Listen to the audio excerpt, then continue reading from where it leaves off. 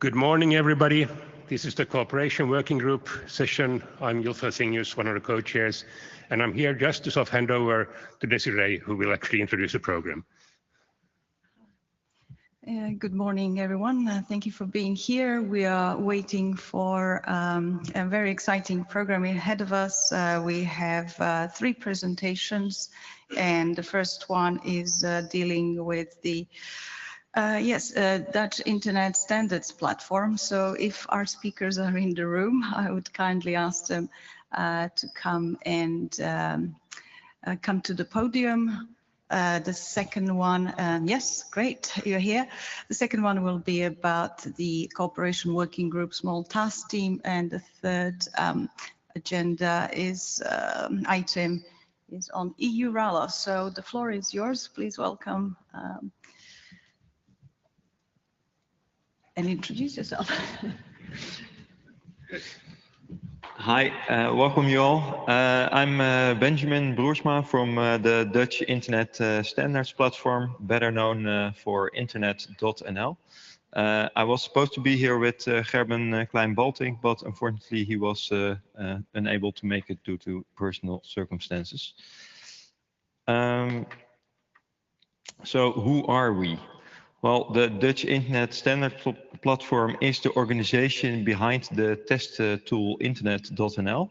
And we are a public-private cooperation from parties from the internet community like RIPE NCC, the Internet Society, which gave us our internet.nl nice domain name, the SCDN of the .nl TLD, which does the DNS for us. And the government, so the Ministry of Economic Affairs and Climate Policy, the Dutch National Cybersecurity Center, and the Dutch Standardization Forum, and some other associations. So we were founded in 2015, and our goal is to jointly increase the use of modern internet standards to make the internet more accessible, safer, and more reliable for everyone. And the rationale in 2015 was, well, the incentive is necessary because the adoption is faltering due to market failure, and the adoption of multiple standards in the Netherlands is lagging behind various surrounding countries. This market failure was researched by the Central Planning Bureau of the Netherlands, and the causes of this market failure were the asymmetrical information. So how do you identify reliable market partners which implement these standards correctly, and coordination failure, how to get a safer internet standards adopted, because of course there are multiple parties involved there. And there's also a first mover disadvantage. If you are the only one who implements certain standards, for example, DNSSEC validation, well, you end up with consumers which might say, well, why isn't this working? Well, because you actually comply to standards. So our project organization, we have the Internet Standards Platform, and below that is the project team, which I'm a member of. And we have 2 steering committees, one for everything related to internet.nl. So actually that's everything with ends on internet.nl. It's our website, it's our API, it's our dashboard, and our question center, which is questions at internet.nl. We have the communications, external appearances. We have a toolbox with how-tos for how to implement these standards correctly. And we did some zero measurements for the .nl TLD. We also have a steering committee for the Secure Email Coalition. That's a group of a lot of organizations who want to improve on email standards. And we organize meetings for our platform members, for the Secure Email Coalition, and for API users. Last year we went to, for example, the ONE conference, the Internet Governance Forum. We also applied for to do that this year. And we have quite a network of government, business, science, international, of organizations we collaborate with. So what do we actually do? Well, we promote modern internet standards. Which standards are those? Well, IPv6, we want modern addresses for further growth of the internet. DNSSEC, we want signed domains for the integrity of the domain data. HTTPS, secure website connection. We also test for security headers and security TXT. We also want anti-mail spoofing, so we check for DMARC, DKIM, and SPF and the correct settings of those.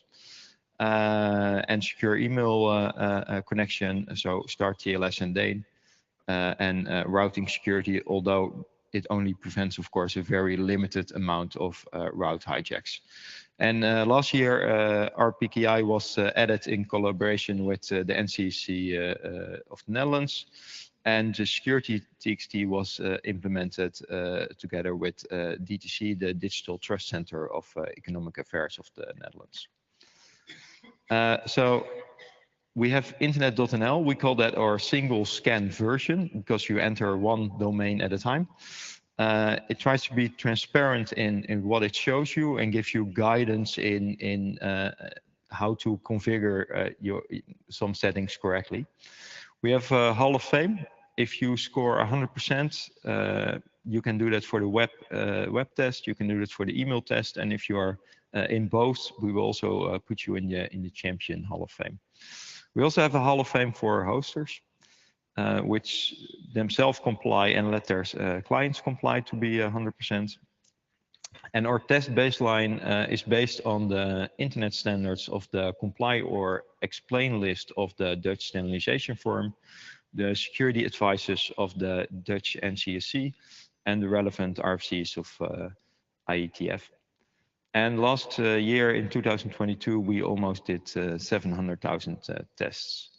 Well, how does that look like? We have multiple tests. We have a website test, which mainly checks for the web standards. We have an email test, which does the email part, and we have a connection test, so you can test your own connection if it's IPv6 compliant. And we mainly score that on a percentage, and if you score 100%, you comply with all these main tests.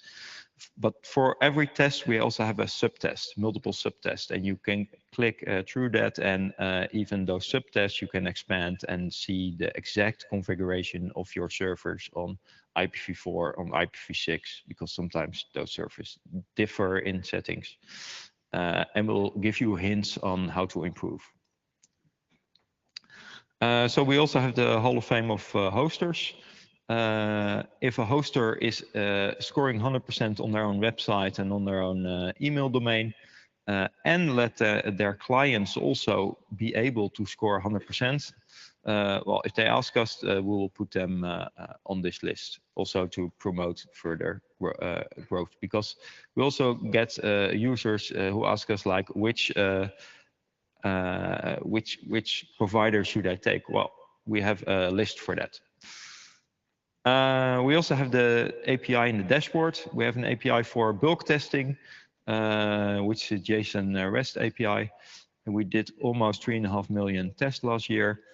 And well, we have a overall testing where you can do the bulk domain, but we also have the detailed domain details. But most CISOs and CEOs, they want CIOs, they want a dashboard. So we also have a GUI for this API, and you can add bulk domains on that, and it will test them monthly or twice a month, and you will see, you can track the changes over time of the internet standards. So maybe something is changing on some of your domain portfolio. And you can see the adoption statistics of all these separate standards. And you can export them on a spreadsheet. We also have the internet.nl toolbox, which is basically our GitHub README page. And there are lots of how-tos for DKIM, DANE, and then also very specific, like how should I configure DANE correctly on my postfix or on my XIM. and how should my SPF or MX record look like on my park domain name. So it will advise you to put a null MX and stuff like that. And we will also link to interesting external sources there. So all our code is open source, and you can collaborate on that. It's on GitHub. Something is wrong with my clicker. And it's reused by several other countries at the moment. Still something wrong with my clicker. It's used at the moment by Australia, by Denmark and Brazil, and some other countries like Portugal and Singapore.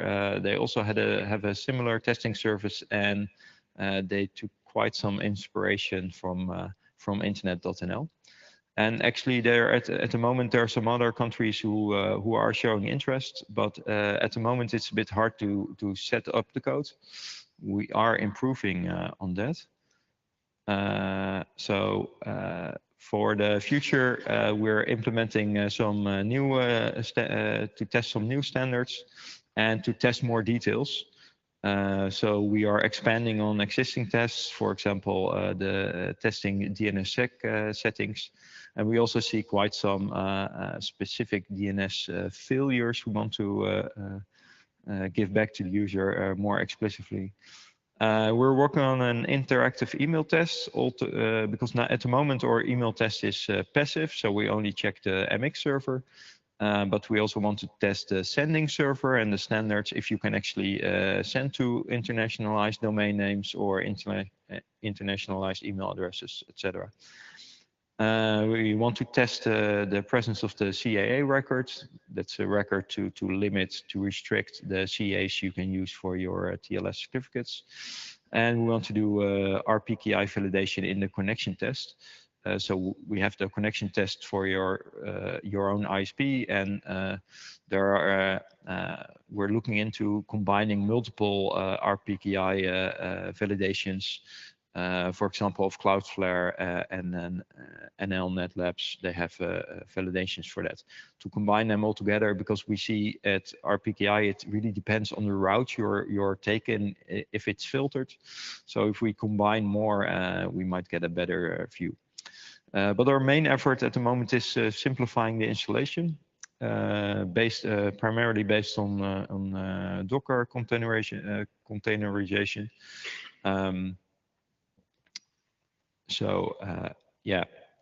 And if you want more, there are also people here presenting who wanted to have some standards adopted by us. Well, submit them in our GitHub, and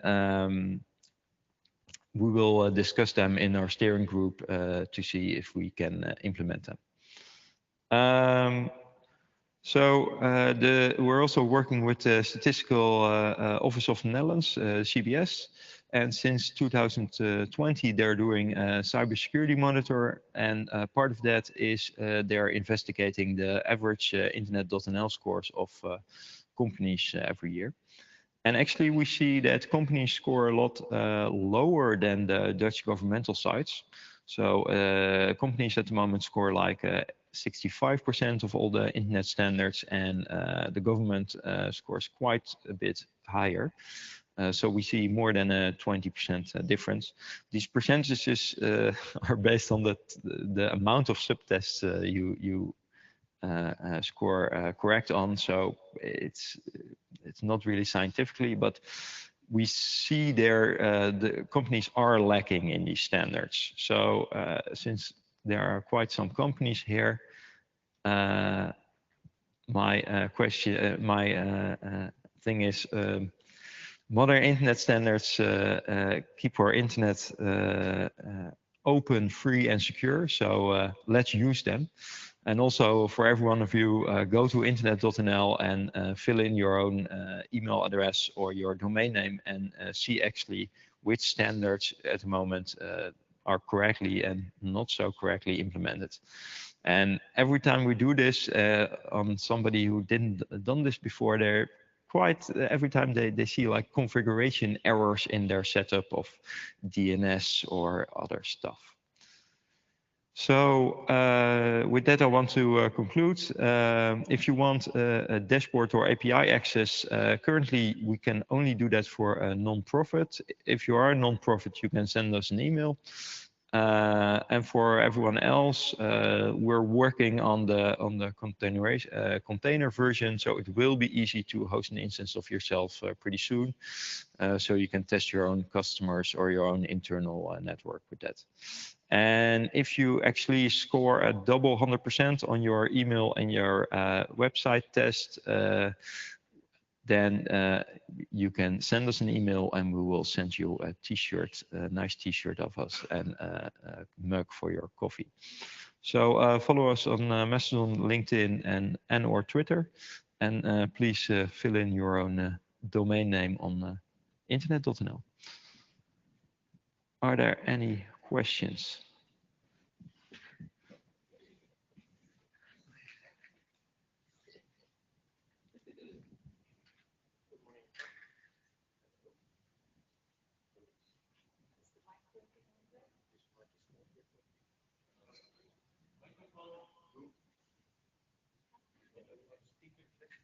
I can also shout.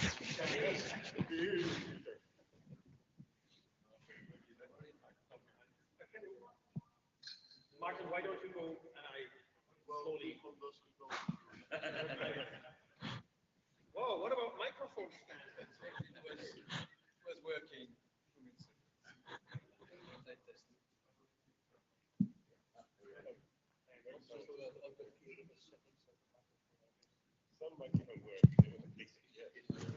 Wow, it works if you turn it on. Peter, you're first. Thank you. So that was the threshold for participating in the discussion. Peter Koch-Dienig. Thanks for that presentation. And I know this is a long-standing effort that has developed over time, and it's really good to see cover it more and more. And I also think that having a view of the population and the development and the deployment status is very interesting. What made me go to the microphone is that a couple of times you mentioned the correctness of the standards or implementation, and then you also talked about configuration errors. Now, we had a discussion yesterday, and the gentleman right next to me mentioned that there for a couple of these standard configuration options where reasonable people can come to different conclusions, and not all of the advice would apply across the board. So my question would be, who decides, in your case, who decides what is correct? And how do you deal with competing schools of thought? And also with more complexity and more complex standards or protocols, I should say, rather than standards, protocols that you evaluate, differently good options might actually flourish and develop in different directions. So how are you dealing with that inherent ambiguity? Thank you. Thanks for the question. It's a very good one. We try to stick to RFC recommendations. So part of that we adopt. But then we also have the internet or the standardization forum, which gives advices in the Netherlands how to implement or set certain things, and the Dutch NCC. So we try to stick to the formal settings they recommend and not invent it on our own. And if there's discussions, we do that in the platform or with the steering committee. But indeed, there are multiple ways to have settings or have your configurations, and it's a very valid point. But we try to stick to common recommendations or guidelines set up by, for example, the Dutch NCC. Okay, thank you. Hi there, Martin Botterman. Nice to meet you again. Thanks for the excellent work that you do and the team does. And I know Gerben would have told more about the platform, which is really a multi-stakeholder gathering to talk about what's important, and you're serving that. My question is specifically about the code. It's been available for a long time, and it's been attractive for a long time. When do you think it will be easier to implement? So you indicated it will happen. What is the change that will happen, and by when do you expect this to be easier than it has been so far? The setup in the Docker, the containerization, yes. We'll expect to go live with that the end of this year. I have it working on my computer at home, and I'm not a developer of internet.nl. But I'm being able to run it and patch it at the moment. And without the Docker setup, I wouldn't have been able to patch the code, I think. But now I can just run it and test it. And this is also, for example, we have interest from organizations in Spain to run this. Yeah, this is one of the things they are waiting for, to have an easy setup. Yes. Excellent, because for sure internet.nl already gives the opportunity to test, but it's so good to have it in the local settings, and I can just testify that in India and Africa there's a big interest too. Yes. Thanks. Neil O'Reilly, this time wearing my Tolerant Networks Limited hat. It's a small registrar and research and development campus company in Dublin. And we use these kind of dashboards from time to time, and I'm very enthusiastic about them. This one and the other one that deserves mention is Zone Master from AFNIC and IIS. And when trying to use these, there often appears a gap between the helpful messages that come on the dashboard and the toolbox resources that might be linked to those messages. The toolbox is there, the messages are there. It would be nice to have maybe an information button beside the message saying, perhaps you need to look at this part of the toolbox, because finding the toolbox entries can almost be a bigger challenge than setting up your configuration in the first place. Yes, we're trying to improve on that. So we have the technical view. If you go back to the subtest, and in those subtests, if we see we get a lot of questions, for example, about the content security policy, we got quite some questions. So we now have a detailed split out of especially what subtest case in your CSP is not so preferable. And we also try to link to different toolboxes, but that's mainly from our toolbox, because yeah, there are lots of links to implement these standards, and we try to gather them on our GitHub toolbox. Yes. Good. So I'm looking forward to seeing where you take that. Okay, and as last thing, there's an online question which isn't actually a question. It's Carsten Schaeffner, I think, not a question but a comment. Thomas Fairbeck NL has set up an email tester at email-security-scans.org. Maybe these two efforts can be combined or linked to each other. In fact, Thomas is with Dutch University, but I have forgotten which one. We recently talked with him about implementing this on internet.nl, because we also worked on code previously and we had some half setup, but never put it in production. And this code really looks promising. So we probably will integrate this or part of this in our code base. Yes. Great. Thank you.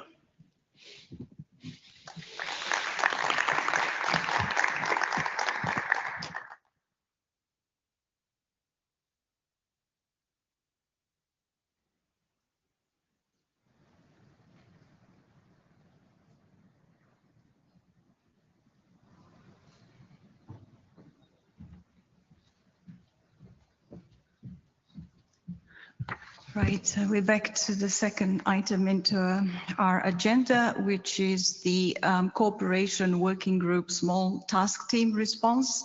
to the EC survey on the future of electronic communications and digital infrastructure. So I will briefly talk about the timeline. You may recall that the Cooperation Working Group set up a panel in May last year to talk about fair share contribution. And since then, in January, we have formed a small task team of 7 volunteers that I'll introduce, and they have prepared and worked on the response on behalf of the Cooperation Working Group community. The timeline, as I wanted to share with you, started in January 2022, when the European Commission had published its declaration on rights and principles. And that particular declaration deals with how the digital transformation will evolve in the EU. And since then, we have heard from some telcos and incumbents conversation where they think that in particular content access providers or CAPs should be contributing financially. There should be towards their businesses. And our small task team has focused on the work of the, sorry, somebody's clicking the slides and we need to go back. Okay, so there we are. They are quite, yeah. Anyhow, we have since worked on this and submitted our response on May 19th, last Friday, and we have shared it with the Cooperation Working Group. And to just make this short, I would like to thank all the volunteers that have come forward. And I introduced a team. That's Patrick Folstrom, who was a previous Cooperation Working Group chair from NetNod. Frode Sorensen from NCOM, and somebody's flicking the slides, please stop doing that. And Konstantino Koimatis, also a member of the working group, also Thomas Loninger, Carsten Schiffner, Alex Deode from Abusix, and Christian Del Arinaga. I chaired the work of the working group, and we had support from RIPE staff, Bastian Goslings. So with that, I'll pass it on to Alex Deode to take you through the response that we have prepared and take it on from there. Thank you. I'll keep Okay. Good morning. One of the main issues we saw with the fair share proposal is that it tries to implement the telecoms termination model on the internet model. We distilled 3 core principles for the working of the internet model, so we could show that the internet is designed in a very different way and obeys different rules when compared to the traditional telephone network. We felt that attempting to reverse or undermine these principles would potentially disturb collaborative relationships that exist today on the internet. Therefore, for us, it was of the utmost importance to ensure that these principles are upheld and maintained to sustain the future of our digital infrastructure. The 3 core principles we distilled are, firstly, the core net neutrality principle. In this context, it's essential to ensure that internet traffic is exchanged between autonomous systems without discrimination, whether at an IXP or provider level, and is not subject to traffic manipulation, bandwidth throttling, or intentional blocking. The second principle we devised was the network resilience principle. It's a crucial factor in the future of a stable digital infrastructure. Only a diverse network of large and small network operators can contribute to achieving network resilience, which is necessary for further growth. Local provisioning of interconnection, unhindered by a regime of mandatory financial contributions, can enhance network resilience by ensuring that traffic can be routed locally even if there are disruptions in other parts of the network. Thirdly, the internet is based on autonomous systems. This means that each operator of an autonomous network is responsible for the maintenance, upgrades, and policies of its own network. It's therefore also responsible for the financial part of this network and for how it connects to the rest of the internet. The only minimum requirement is to be part of the global internet, that you speak IP. This autonomy is what allows the internet to scale and drives innovation. It is our concern that where cross-subsidies occur, for instance, for content and application revenues into the lower layer connectivity functions, this would create market distortions, unfair competition, user capture, and failure to serve innovation. In our submission, we highlighted that regulatory instruments should be evidence-based and developed to support the model where each level pays for itself, the traditional and very successful internet model. Thank you.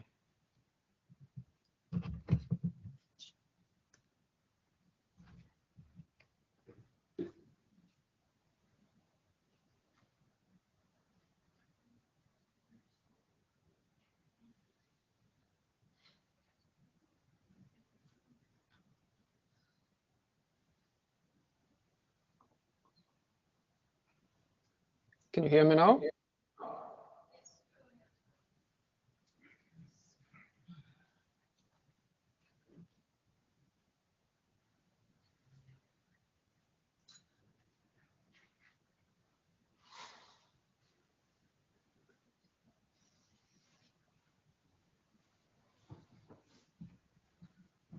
Can you hear me now? Welcome, Frode. Yes, we can hear you and we can see you. So please go ahead. Thank you. You can go back to the previous slide, please. The questionnaire consists of many questions, 62 in total, and there are questions related to different aspects of the internet, and we have concentrated on the core questions related to the fair share discussion. And the very core question is question 54, as we have presented on this slide. It goes like this. The European Declaration of Digital Rights and Principles states that all digital players benefiting from the digital transformation should contribute in a fair and proportionate manner to the costs of public goods, services, and infrastructures to the benefit of all people living in the EU. Some stakeholders have suggested a mandatory mechanism of direct payments from CAPs, LTGs, to contribute to finance network deployment. Do you support such a suggestion? And if so, why? If no, why not? And our answer to this question is no, and we have provided an explanation, which is presented on the next slide. And it goes like this. The quote, contribute in a fair and proportionate manner to the costs of public goods. Could you please go back to the...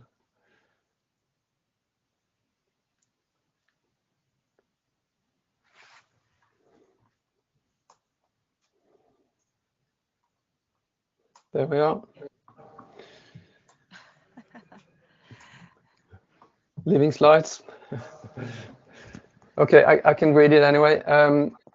The quote, contribute in a fair and proportionate manner to the cost of public goods, services, and infrastructures, does not only indicate CAPs might contribute to ISPs infrastructure, but also indicates that ISPs might contribute to CAPs regarding goods and services. It is necessary to take the whole internet ecosystem into account, and both ISPs and CAPs are mutually dependent of each other. CAPs contribute with content and applications, as well as platforms and network infrastructure. And finally, end users contribute through their internet access subscriptions. And in case such a mandatory mechanism for direct payment were introduced, a termination monopoly will emerge, which ISPs with users connected may exploit. And such market development will need regulatory oversight, and regulatory intervention may be needed. And we here refer to the termination monopoly, which we have seen in the telephony networks. And for these reasons, among others, there should be no such mandatory payment mechanism. And I hand over to the next speaker. Thanks. Thank you. Can I be heard as well? Please go ahead, Carsten. Thank you. Can somebody flip? Here we go. And additionally to directly answering the question, as Flora has just laid out, we also took the opportunity to go a little bit into deeper matters, and also as the space on web form was limited to, I guess, 1,000 characters per question, where I felt it's not really prudent to, it's not really sufficient, let me put it this way, to press our answer, our elaborations into 1,000 characters only. We took the effort and the chance and the opportunity also to come up with further elaboration, what we call a technical perspective on the internet wholesale interconnection ecosystem. The main points here are, and where and are, that obviously, as we all know, the internet architecture is totally different from the traditional telco system. The architecture is layered with obviously a multitude of competing wholesale. Can the slide be flipped back again? This is a bit difficult. Thank you. One more? No. One slide back, please. Here we go. Thank you. And obviously, no, this is the second slide. I need my first slide, please. Thank you.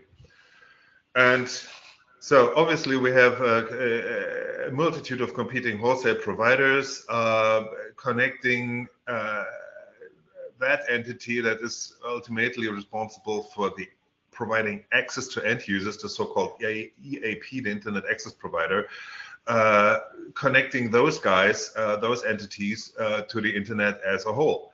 And it's been always the case, and we don't see any reason why this should actually change, that each of the involved parties is solely responsible, as having been laid out by Rudolf earlier this week already on Monday, for fully funding whatever they are doing. And each of the parties is also entirely free to choose whatever they would like to be implementing, whether they would get to the full picture, as in getting wholesale services into their umbrella, as well as internet access service, or whether they would actually only provide internet access to end users and would get their upstream on a wholesale basis. And so in your name, as in the RIPE community, we stated that the RIPE community is of the opinion that there's no failure, absolutely no failure in the interconnection market. And it needs to be recognized that the interconnection market is based on a very specific financial model. First of all, the internet works, and it works on on the basis of a permissionless innovation, as in everybody actually can put on the network what he or she intends to do so. The result of that is a rich diversity of applications.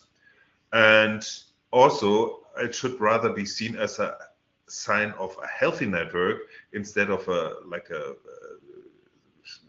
dysfunctional network somehow. If the share of revenue flows from networks is much lower than those of services and applications running over it. Yes, I'd like to see the next slide, please. Number 2 of 2. Here we go. Thank you. And I'm rushing through this as we don't have much time left anyhow. And we state that we also see it anti-competitive if that one part of the industry, say the internet access providers, whether they are fixed or cellular based, should claim a revenue share from all the other industry, and that cross-subsidizing from applications into networks would increase the risk of damaging the interconnectivity of internet networks on a regional basis, because they would break current mechanism for establishing local traffic valuations between the various networks. And the traffic valuations is something Patrick would go into further detail, because that's a very crucial element in negotiating interconnection regimes between two internet service providers or connectivity providers.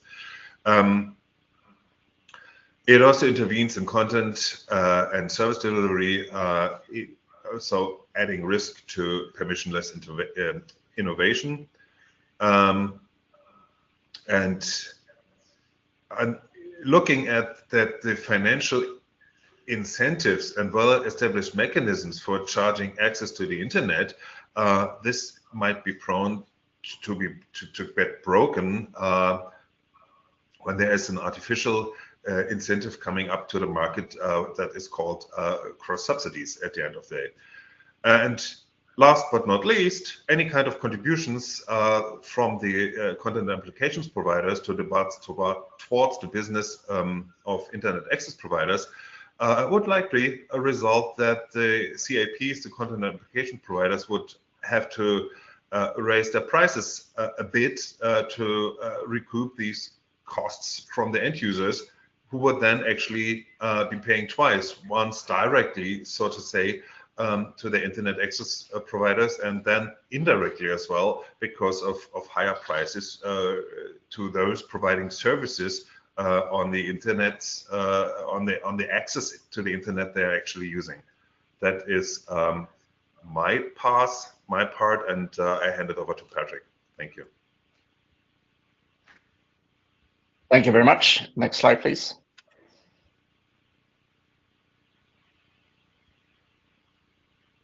Thank you. So what this set of slides will try to do is to explain a little bit how traffic is exchanged between various players. Next slide, please.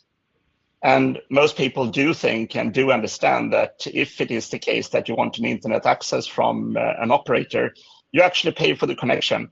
So money flows from the end user up to the left to operator 1, and money flows from the end user down to the right to operator 2.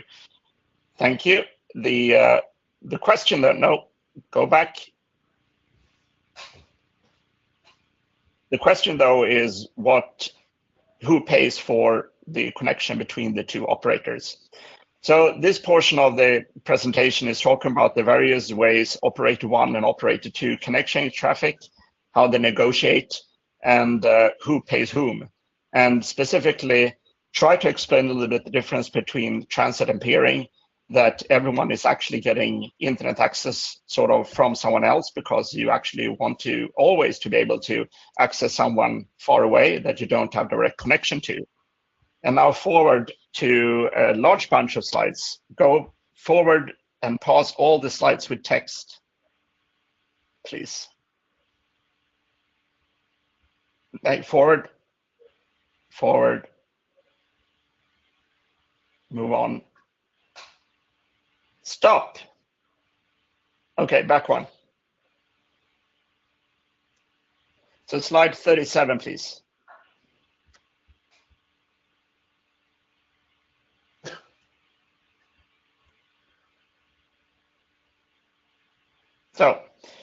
So what we talk about here is that the operator 1 and operator 2 do get money from their end users. It might also be the case that the end user to the right, if that is a content provider, is connected to multiple operators.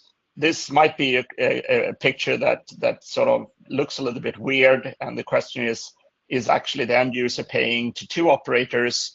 The discussion that we have had, that Karsten talked about, explains why money flow between operator 1 and operator 2, the money flow, the direction and the size of money exchange, which can be zero, is based on the value of the traffic that operator 1 and operator 2 sees. And what is a value? That could be geographical coverage, it could be the content, it could be eyeballs, it could be whatever. We live in a market economy, and pure negotiations between operator 1 and operator 2 ends up with a result that talks about how money is flowing, given that traffic is exchanged between operator 1 and operator 2. That is the red line. At the bottom, you see that RIPE NCC, in this case, as end user, is connected to 2 operators. And the question is, how can we evaluate this picture? And then you go to slide 38, please. If it is the case that we view the network that we just created like this, that the end user down to the right actually have 2 roles. It is a content provider that pays for the internet access, just like the end user up to the left, and just like we saw on all the other pictures. And then the end user have another component, which is an operator, in this case, operator RIPE or RIPE NCC. And then we suddenly have 3 different connections here, which are red. And all 3 of them are negotiations between operators, free negotiations regarding transit and peering. And the money flow is based on what each one of the operators see as a value of the traffic that is flowing. So as Karsten said, repeated once again, we do have a model where the end users pay for connection to access to be able to send traffic to the rest of the internet. And then between the operators, there are pure negotiations on how money will flow. If it is the case that money will flow, the end result might be 0. And how to implement that with PNIs or using an IX or however they're doing it. It's a pure market economy. We have innovation, and the conclusion is because of this, nothing has to change, and there is no need to have regulation intervene in market economy at this point in time. Thank you.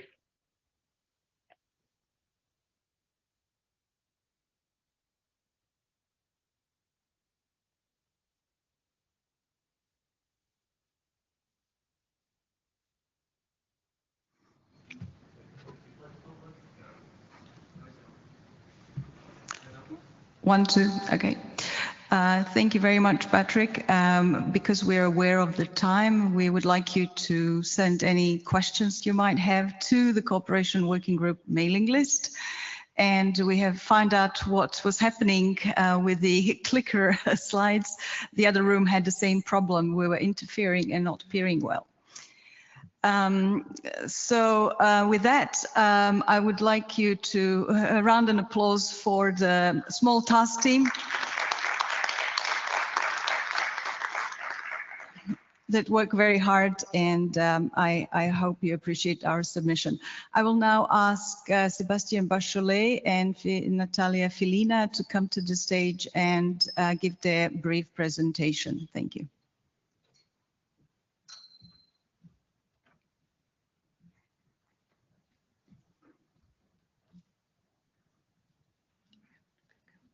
It's working now.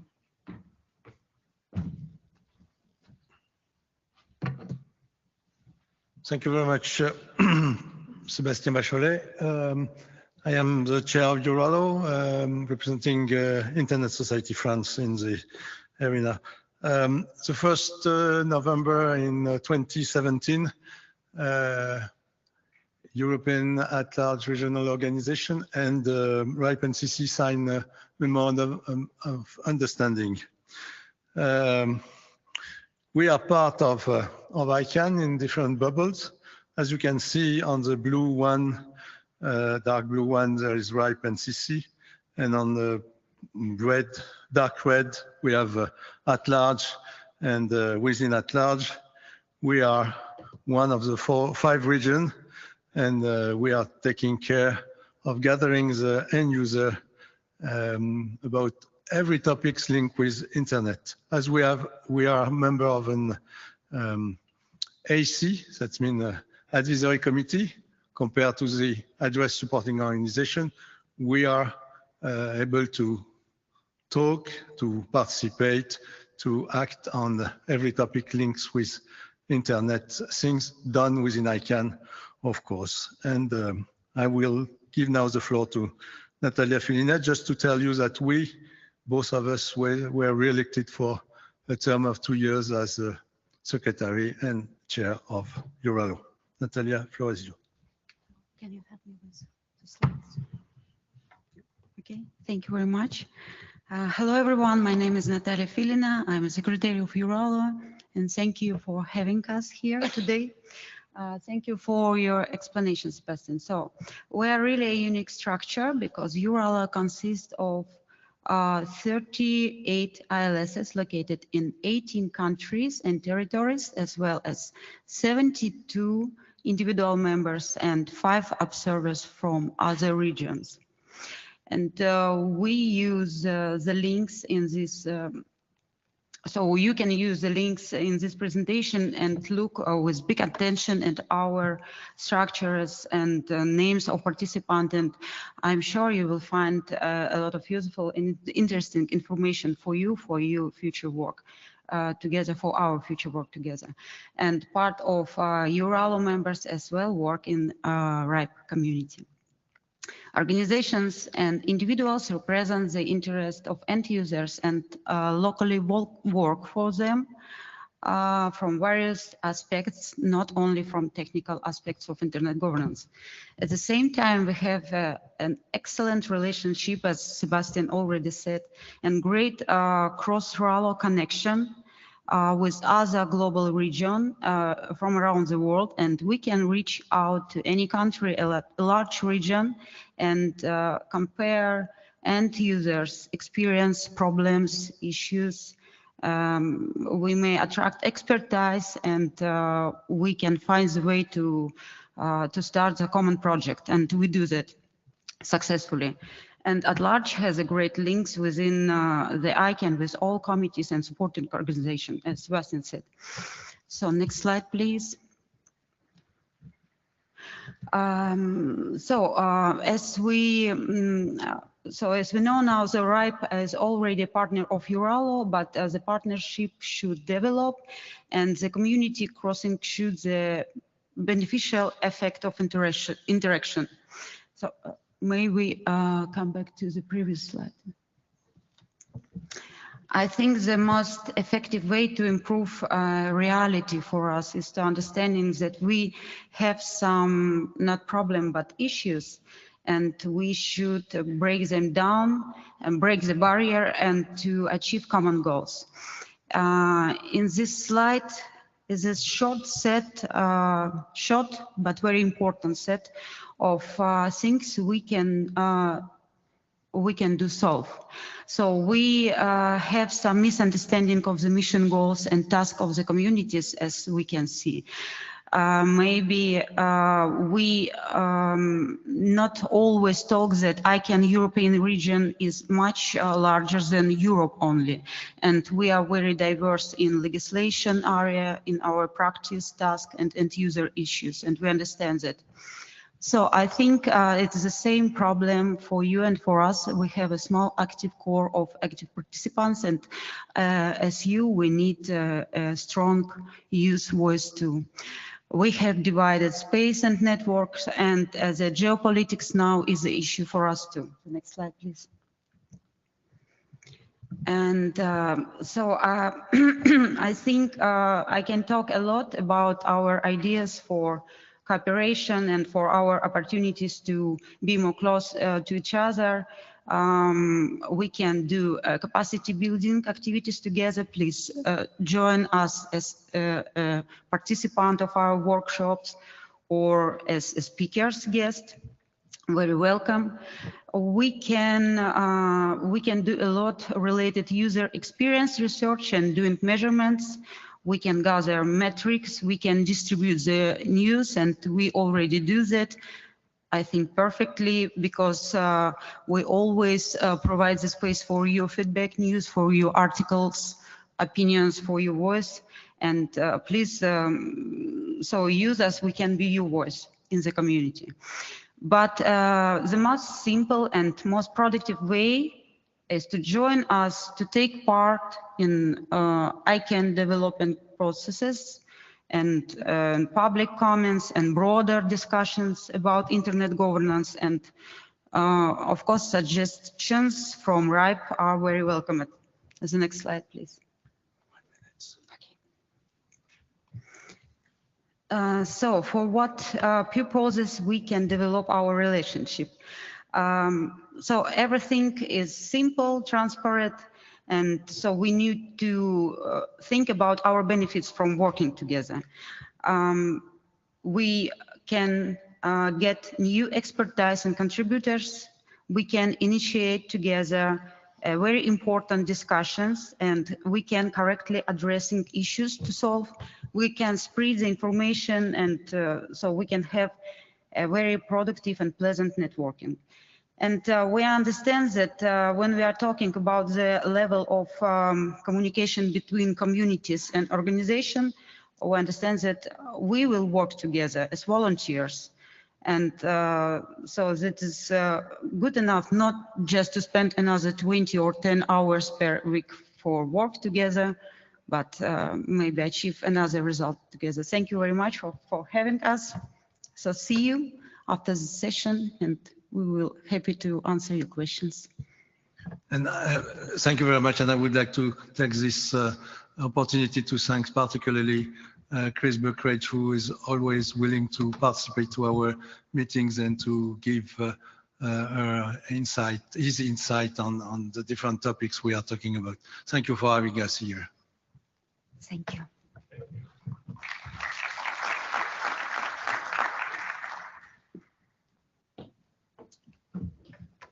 So thank you, everybody, and thanks for having the patience with so far technical issues that made us go a little bit late. Technology is wonderful when it works. So anyway, thanks all for coming. This concludes the session. Thank you.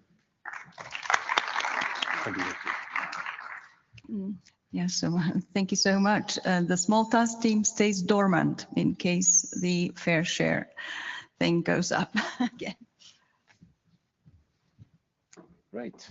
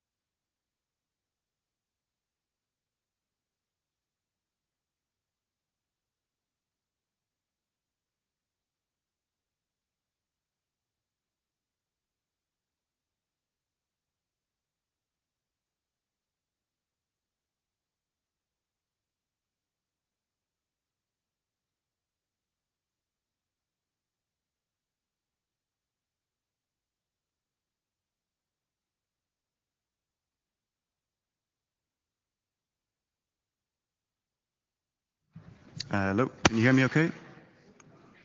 So it's 10:30, time to start the show. Welcome everyone to the Address Policy Working Group sessions here at RIPE 86 in Rotterdam. My name is James Kennedy, and along with Mr. Leo Vogoda and Mr. Eric Bias, we will be co-chairing today's sessions. Thank you in advance to our stenographer and our scribes from RIPE NCC. And yes, let's start. So we're having a hybrid meeting this time, as we have for the last couple of meetings, as well as you know. As well as being on premise, we have remote participation via the Meet Echo application. So I encourage everyone also in the room to open up your unique Meet Echo links. You have it in email, just to keep abreast of the chats, the chat section, the conversations there. Those who are remote, if you want to contribute, if you want to have any questions asked out at the end of any agenda items, please write them in the question section and one of the co-chairs will read them out. Otherwise, I think you also have a mic icon that you can click and you can read out your questions yourself to the room. Yeah, we want to make this as interactive as possible, today's sessions. We encourage everyone to share their opinions, their thoughts. Don't be shy. You know, a healthy discussion and debate is a sign of a healthy working group. Gentle reminder, we do have a code of conduct that is essentially designed to make everyone feel welcome, have a safe space for everyone. In a nutshell, please be polite to others and treat everyone with respect. And I've included a link to the official code of conduct documents. So a bit of housekeeping. Yeah, Leo posted in November the minutes for our last session at RIPE 85. We didn't receive any comments on the mailing lists. So I'll give everyone an opportunity in the room and also online to flag any changes that you think are needed. Otherwise, we get some thumbs up or some nods to accept what we have. Okay, we'll take it as that.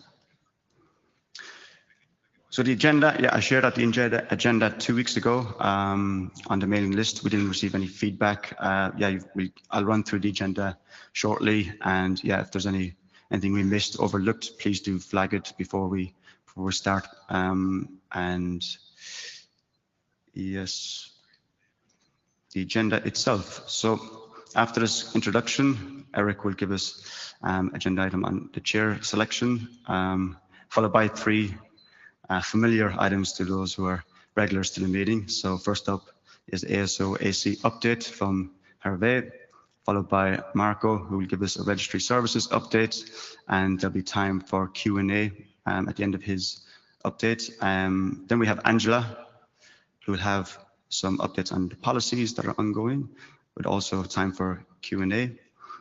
And at the end of our first session, we have Jeroen. So an outcome of the last meeting, his policy proposal was put forward.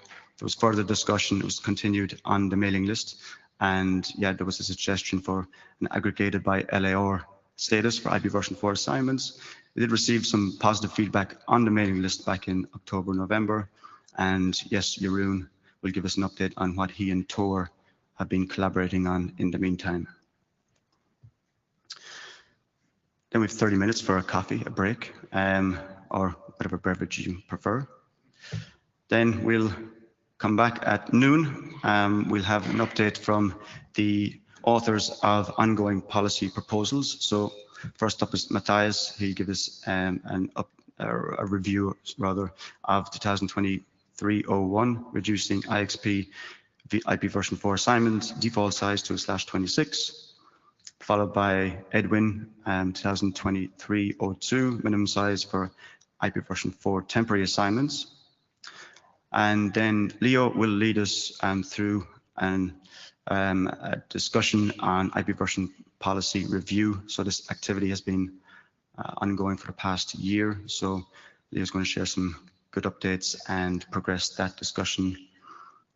And yeah, then at the end, we'll have 5 minutes estimated for an AOB open mic. So if there's any topics that you'd like to share, any thoughts, any ideas that you'd like to share with the community, with the working group while we're all here together, that's the ideal opportunity to do so. And that is it for the opening. So if we're ready to proceed, Eric.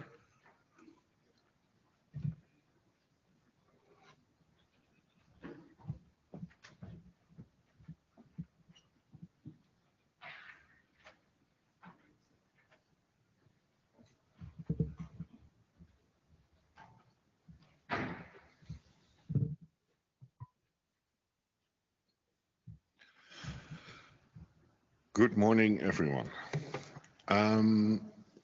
We have a chair selection to do.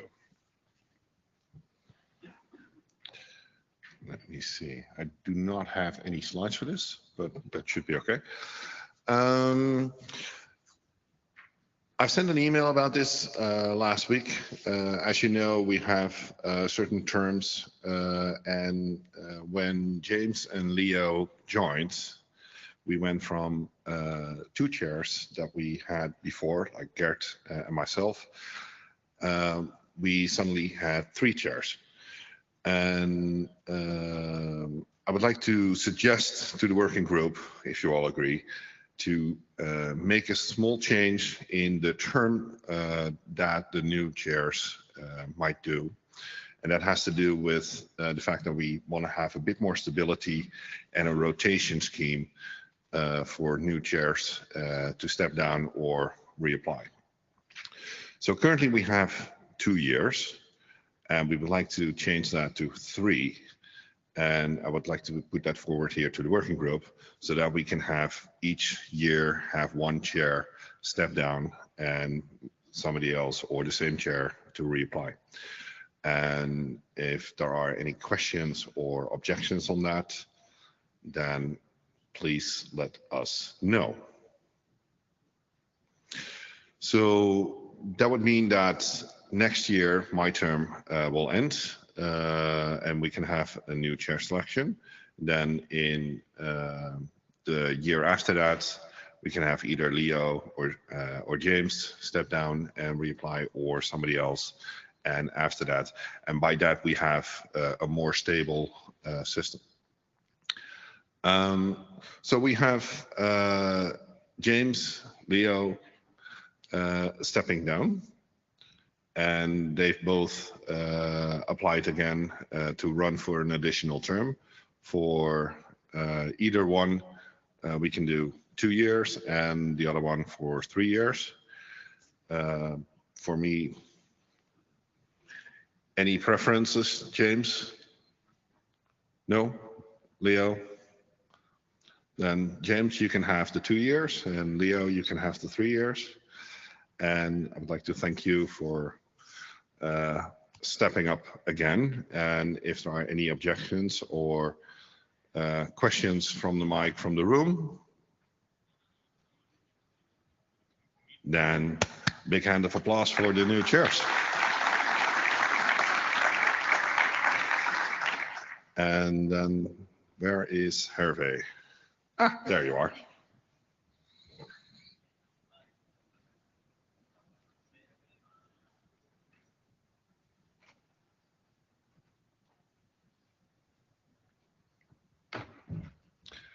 Then you can do the ASO updates. Thank you very much. So good morning, everyone. So it's, I would say, the normal presentation so regarding the ASO AC. So it's dedicated to the ASO, one of the supporting organization of the ICANN. So it's the one dedicating to addressing resources.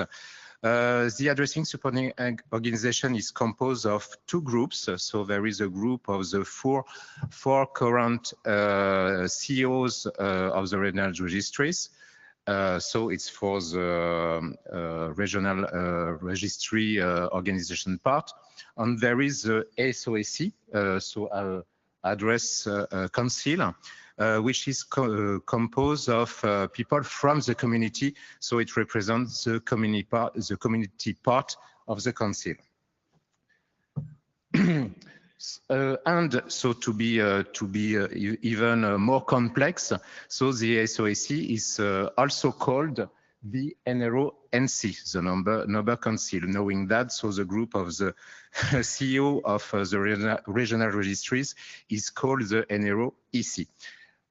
So when you have succeeded in having that, so the SOAC is composed of 15 people, so 3 from the different regions, 2 are elected by the community, and 1 by the executive board of the dedicated regional registry. The term of the office is different from one region to another. From the RIPE, generally, the RIPE region is generally a 3 years term. And what does it do, this SOAC? It has a specific function, not a function of dealing with regional policies, of course, because it's something which is done in every region. But that it does is advise the ICANN board, because we could have questions to the numbering aspect. And I add colors to the last one, because perhaps I can go to the next slide and go back to this one. So you have the list of the current members of the SOAC. And what you can see first, that there is only one currently for the Afrinic, because you know that currently we have so governance issues because of the decision of the court of Mauritius, and there's no possibility for the Afrinic to hold any election, and we have only one member, Solstein, and whose term ends in 2023. So if the situation remains the same till this, so after 2023, so we will have no Afrinic representative, and so there will be a problematic, could be a problematic of quorum, etc. So that's the reason why, if I go there, okay. So I added some colors to the other functions. So we have the SOAC to oversee the global policy development process. So global policy, you know, is a policy common to all the regions and dealing with the interaction between the IANA and the rest of the regions. So we have this role, and the composition and the number of people can have, it has to be checked, an impact to this function.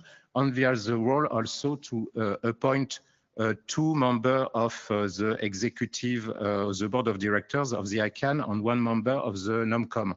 And to have this election on this short valid, we need to have a quorum, and that's the reason why we have reading currently our operational procedures to be sure we can continue to fulfill these functions. And then, so we meet remotely every month, and we have normally one face-to-face meeting 1 year, so during normally an ICANN meeting. So yes, that's the current composition of the SOAC. So you have with the stars, so the guy elected by the executive board of the different region.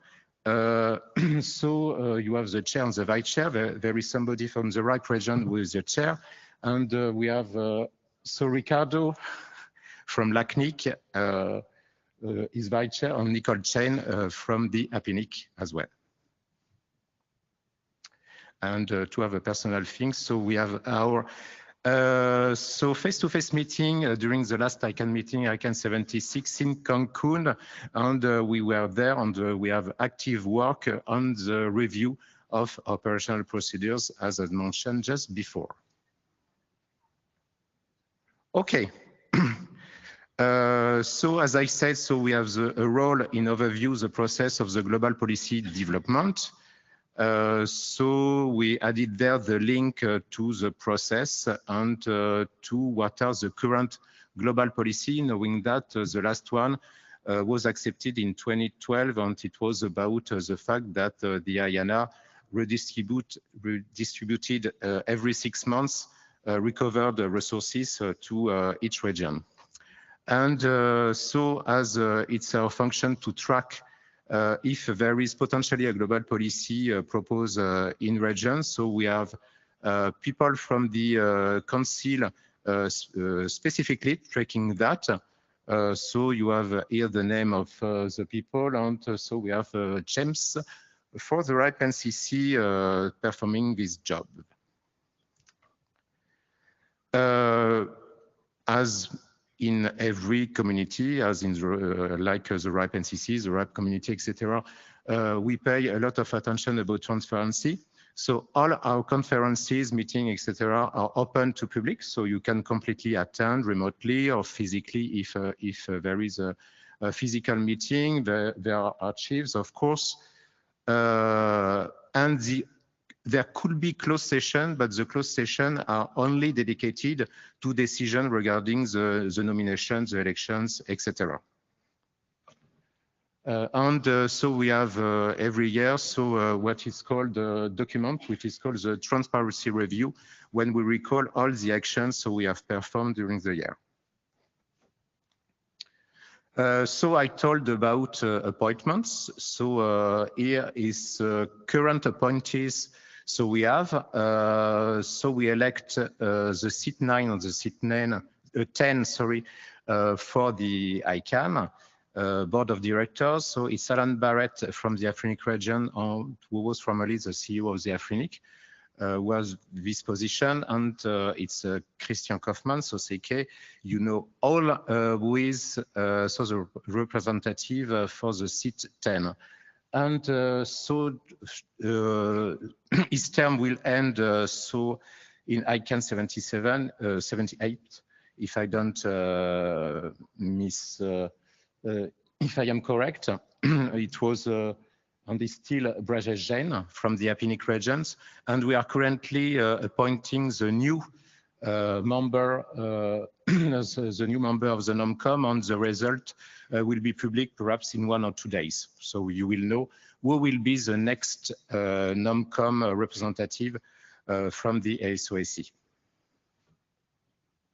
Okay, and as I told, so we have a great and tough work regarding our review of operating procedures, specifically about the voting process, specifically of the definition of the quorum, so to be sure we can have the right to say, so we have chosen these people are the one, etc. So it's something we'll do. So we have made this job and started that so last year. It was in Belgrade. We have continued that in Cancun as well.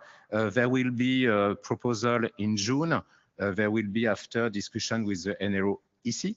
And there will be, so it will be the first year, we will be another face-to-face meeting. It will be during the Apinic meeting in Kyoto, when we will complete so this job.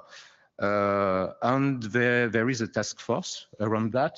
So you have the name of the member of this. From the RIPE region, there is Jem, and so we are all three part of this task force. So James, Sander, and and Ricardo from the LACNIC region shapers the work, this specific work. And that's all. So if you have any question or remarks or etc., I am open and happy to answer it.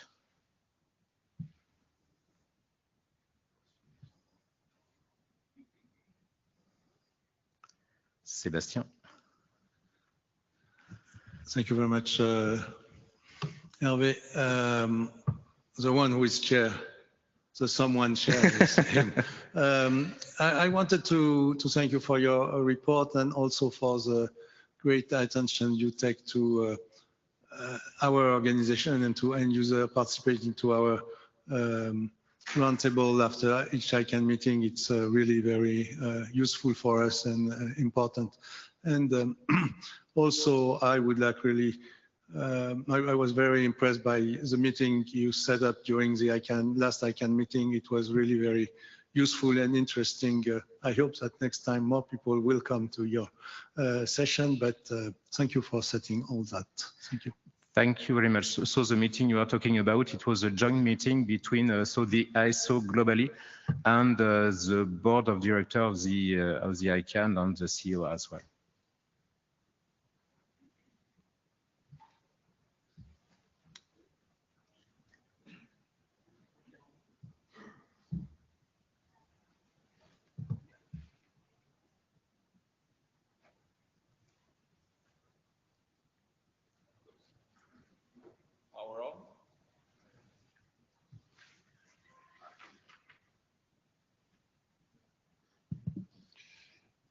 have a question online from Elvis. Any idea prediction on when the AFRINIC will be able to appoint members again? If I had the answer on the solution, I could give you, but so there are current actions. So we say so regarding the Supreme Court of Mauritius. So we don't know if there will be a decision from the court to allow an election there, etc. But it's something so which is in discussion, and so we have no idea of when it could happen, if the decision would be positive or negative, etc. So absolutely no idea if it could happen or not. Okay, thanks, Ivo. No problem. We have no further questions. No. Then I would like to have. Thank you. Thank you.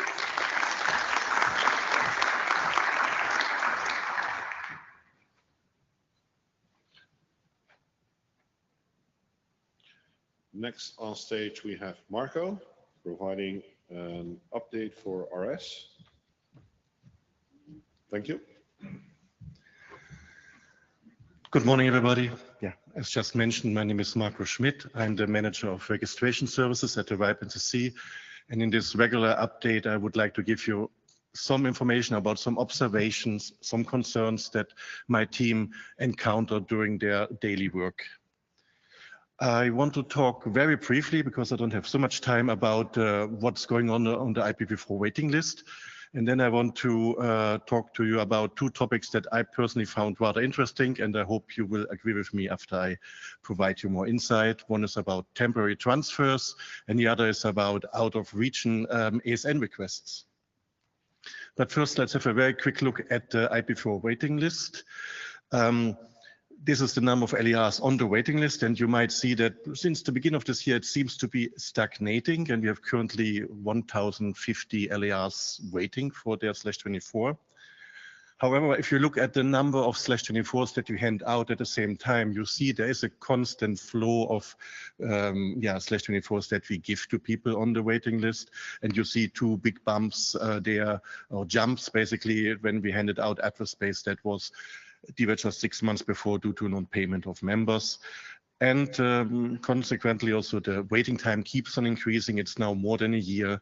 And something that you will see just at the end of those graphs, the blue one and also the orange one, it seems to be going down, or not seems, it is going down. And this is related to the decision of the RIPE NCC board that was announced end of April to suspend applications to the waiting list temporarily. And so no new LERs are entering at this moment, while for the people on the waiting list, it's business as usual. There we're handing out /24s to them. This is basically just in summary what I just told you. And if you're interested and want to get more details about this board decision, I included a link in my slides. Looking a bit forward, we have currently 300 /24s in our quarantine pool, and we will gradually release them in the next 6 months. And also interesting detail, it's mostly coming from former PI assignments. We have an ongoing project where we validate end users, and we find a couple of abandoned resources that we consequently deregister. But this project is coming to an end, and this will contribute to the fact that I expect that we will deregister less and less IPv4, and consequently can hand out less to the waiting list. And current estimation is the people currently last in line at the waiting list, they have to wait for around 24 months. Okay, that was a very brief overview, and now I want to talk about something that not maybe all of you are aware. It's about transfers, and beside let's say regular transfers, that something goes from company A to B, there's also a policy permission to do non-permanent or temporary transfers, and then they go back after a certain period to the original resource holder. Looking at numbers, the current numbers are actually not that high. And even more interesting, it's a smaller amount of resources that is basically temporarily transferred for several times even often to the same receiving party and then back and forward. At this moment, we have around 40 of such transfers going on. So it's still a small number, but we feel it is getting a bit more common. And as we also observed some potential challenges, we thought it's worth to bring it up now. First off, some of you might ask, okay, why people want to have a temporary transfer?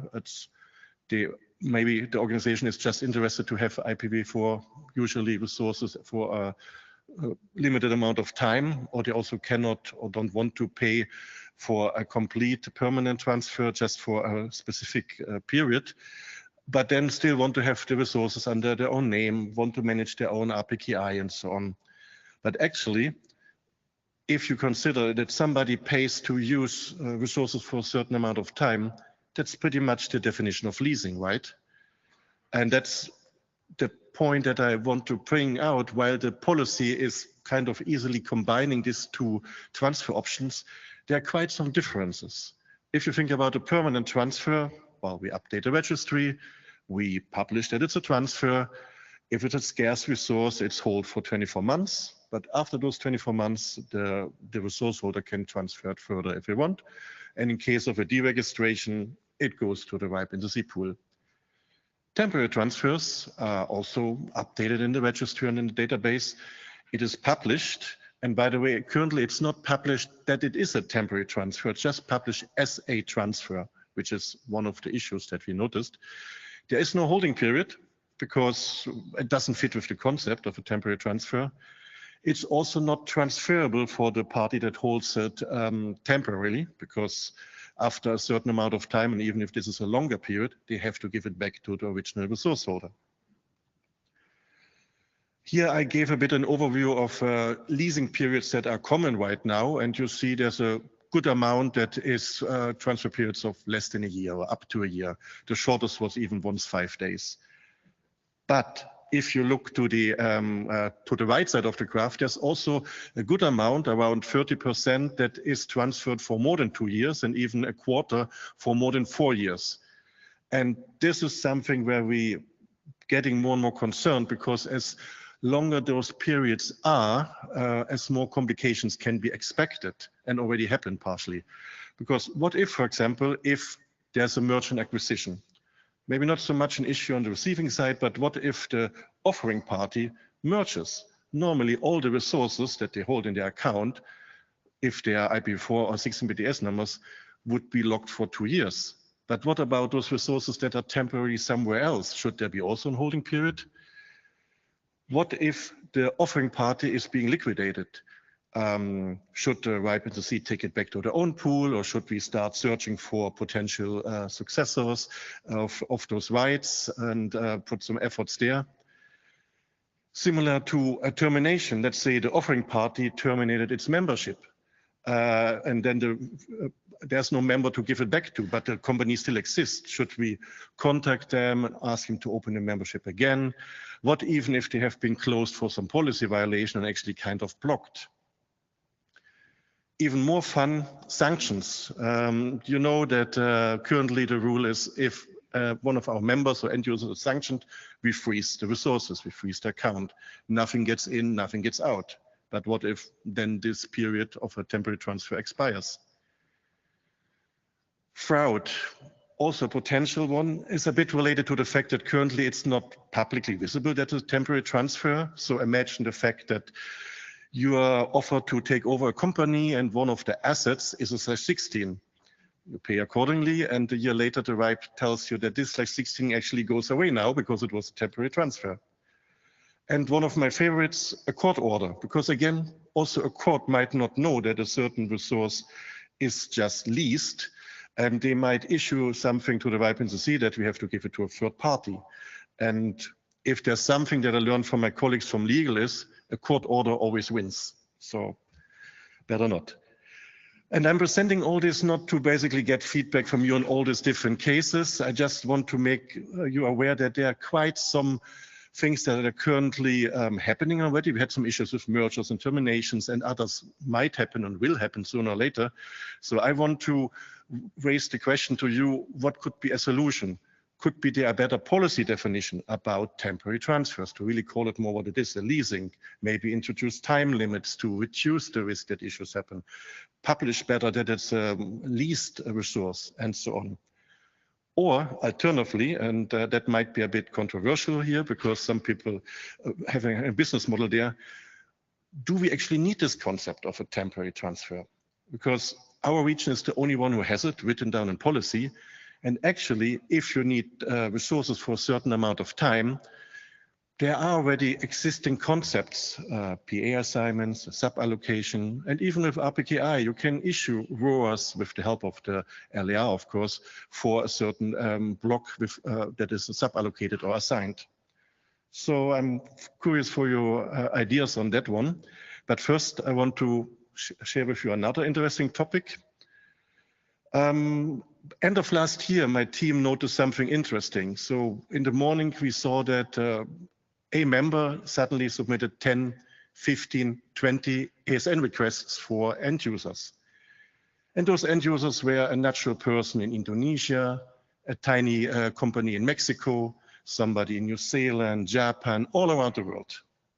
So we looked a bit deeper into it, if there's some trend to discover. So here you see the amount of ASN numbers that we handed out in chunks of 6 months. The green number or the green part is for resource holders that are based or living in our service region. And the blue one is that they're living or are based, legally based anywhere else in the world. And you see that it is increasing in the last 6 months. Actually, more than 20% of the ASN requests came from somebody not from the RIPE NCC service region. And why is that? Well, we have a couple of providers out there that actually promote quite strongly that they can get their customers their RIPE ASN number. On their promotion, there's no mentioning of, oh, you have to be in the RIPE service region or anything. It's just, we get it for you. And they do provide some minimal proof that apparently it will be used in our region. Reason is, of course, we are currently not charging for AS numbers. And also in other regions, especially for natural persons, it is difficult or sometimes even not allowed to get resources from this area. That's why more than half of those requests are coming from natural persons. By the way, the youngest age of a requester was 1 year recently. So we have very young, network engineers apparently. And also we got some requests from people that are way into their pension age. So quite interesting. Putting this a little bit on the map, so from where those people are actually based, you can see a quite clear clustering, so quite something in the Aryan region, in the Aryan region, and another clustering in the APNIC region. And it makes kind of sense because there it's quite difficult to get AS numbers. Is this a problem, or why is this a problem? Well, I mean, the ASN policy has a quite clear statement that it is for AS numbers, or the policy is for something within the RIPE NCC service region.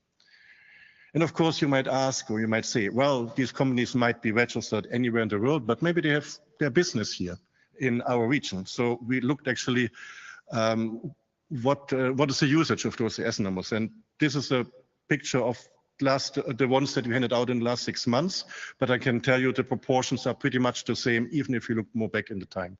So indeed, around 20% using it to announce resources from our region. Around 1/3 doesn't seem to be in use, at least they don't announce anything. And around a half is using, announcing resources that were issued from all the other areas. Again, if putting this on a map, you see there's a strong tendency that they are using it in the Aryan region. And of course, also some of them really in those countries, mostly in the Asia Pacific region. Is it an issue? Well, I think it's worth to bring it to your attention because the whole service region concept is being challenged, I believe. It's right now more, okay, where it's the easiest and the cheapest to get an AS number. It does create considerably extra work for my team. That's why I bring it up here.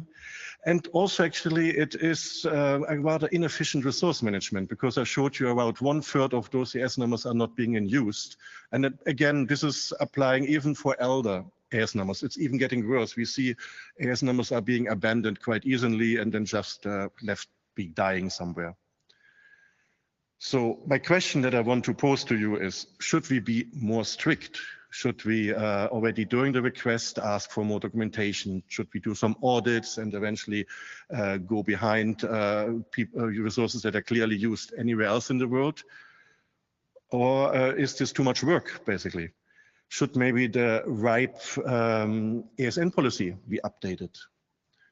Or are there other ways to promote at least a more considered usage of resources? And the last one is maybe not so much for this working group, more for the GM, because I'm referring to an ASN fee that might certainly help to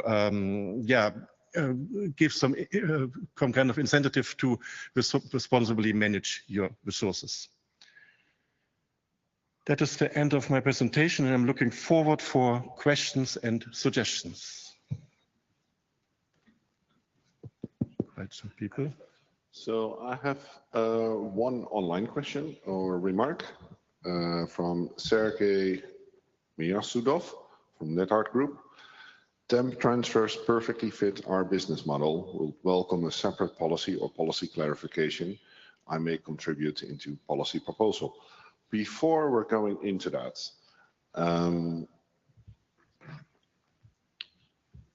the temp transfers is something that I've been using temp transfers just to understand the process. There are some things that are not working correctly operational with the temp transfers. For instance, you cannot extend the time that a temp transfer is working. So if you are about to end the process, or you come to the end of the lease time, you cannot tell the RIPE NCC, can you extend the temp transfer because, you know, with 2 additional years. It has to go back, which breaks our PKI, and then you have to restart the whole process again. So it's quite cumbersome to actually use temp transfers. That is something, if we are going to allow temp transfers, definitely something that needs more clarification in my point of view, at least, because operationally it breaks things at the end of the temp transfer. And a lot of the temp transfers that I would assume will actually be extended at some point, which basically just adds work for the NCC. The other thing is with leasing, if you have a /24 and want to assign that to somebody, and this is more a database thing, and I will bring this up again in the database working group as well. There's an work item there, NW4, which does not allow you to assign the exact size of the allocation and write that in the database. And that's where the temp transfer will actually fix that, because now you have to complete 24 in the LAR of the customer that leases the IP space, and they can actually, you know, use create route objects, ROAs, whatever, as a 24. Otherwise, you would have to create 2 /24s.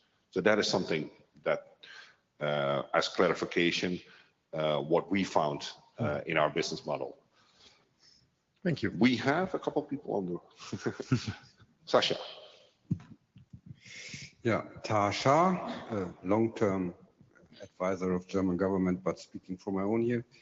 The issue with the ASNs, my question is, from my perspective, RIPE is suffering from the most strict regulations in the other RARs. So perhaps we should try to fix this, that is more harmonized, that we can, because then this is the motivation why they do this, you know.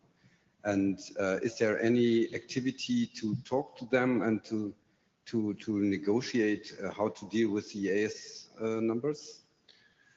Well, I mean, you're right, it's a natural effect. If you need something, you go there where it's the easiest and the cheapest. And of course, with the other areas, you have 2 aspects like over here. One is the policy, who can get it. The other might be also membership based, how much is being charged and so on. So far there's nothing because, and these are all, every region is responsible for itself. So that is actually one of the challenges of the service region concept. So indeed, so there are no plans yet to, that should be brought up in the different communities. So then you have always a run, you know, not only with the AS number policy, but then they are cherry picking where is the easiest policy for something to get, you know. Welcome to the global world. Yeah.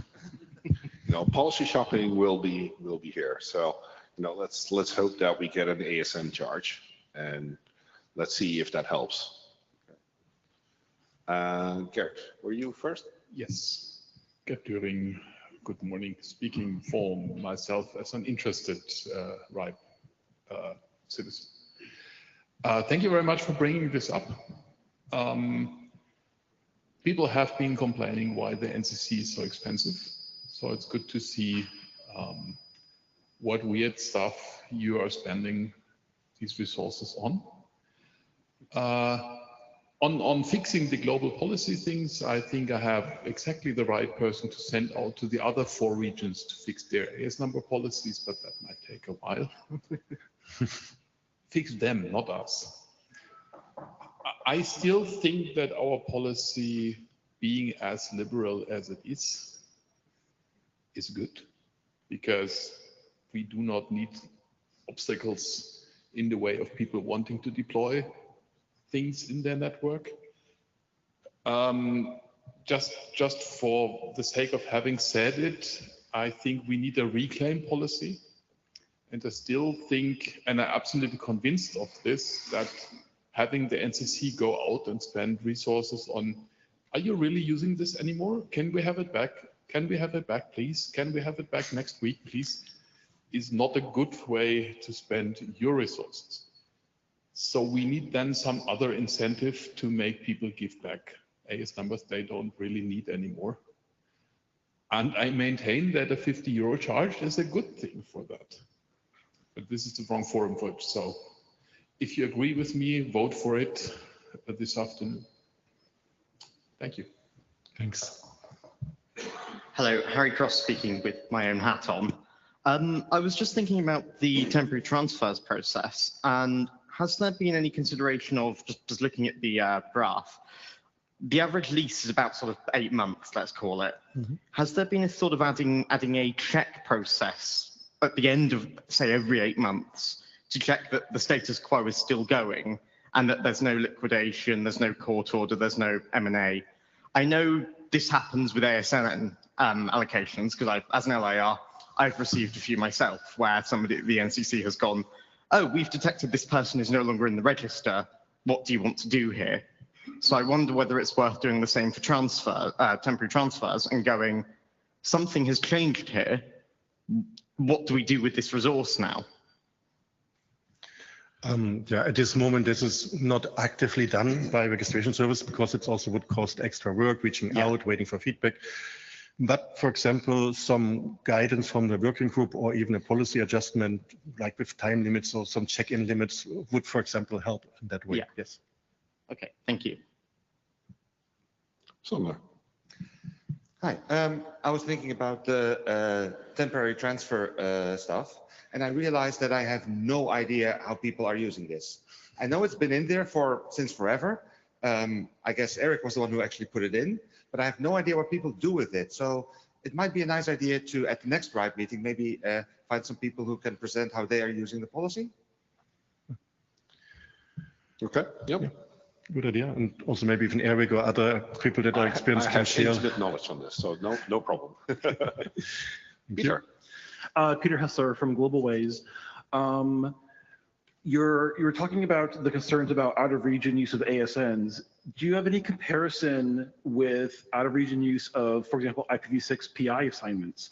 And if there's any comparison between the two policies or the activity that you're seeing that we can use to possibly bring those into harmony? I don't have the exact numbers yet, but just looking by what kind of request we get, it's mostly AS numbers. So because for IPv6 PI, for example, there is a little fee, and that probably already helps for some people to consider. So the issue is mostly with ASNs. Right, but also is it just the fee, or is there also a policy difference? I apologize, I'm not that familiar with these topics. Well, I mean, we probably would have to dig deeper into it and ask, but I think it's a mix. It's the price and it's also the convenience to get it here easier than in other regions. Even like I can talk about APNIC, you can't get it as a natural person, as a one-man network engineer that just want to play around. You can't get it there. You have to create a company, basically.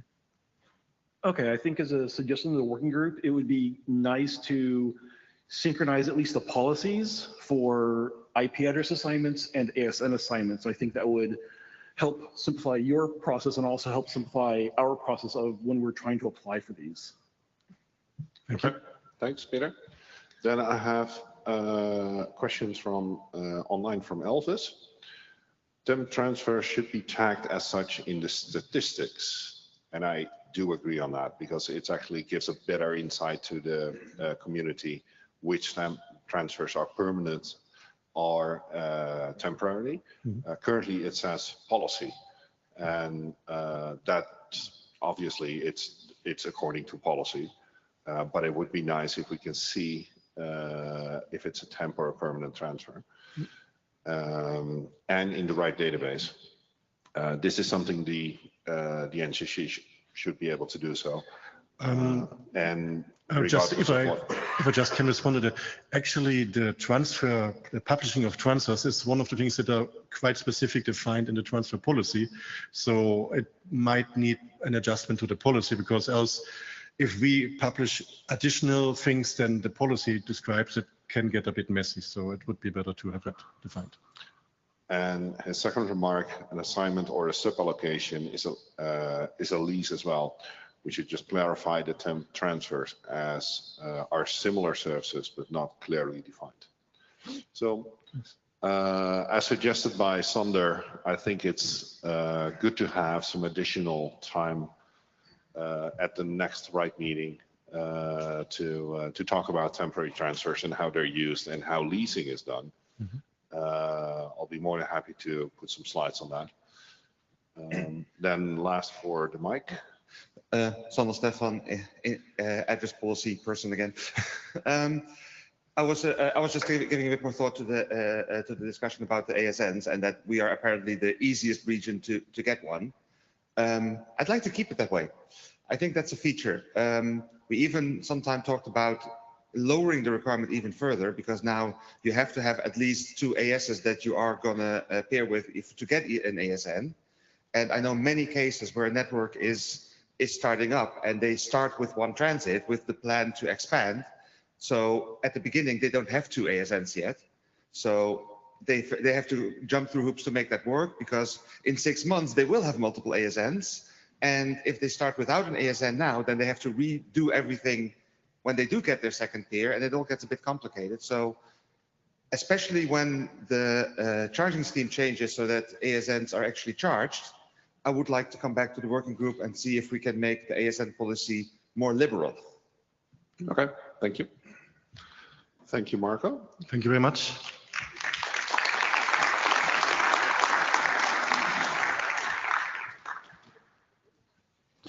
Then up next, we have a policy update from Angela, our policy officer.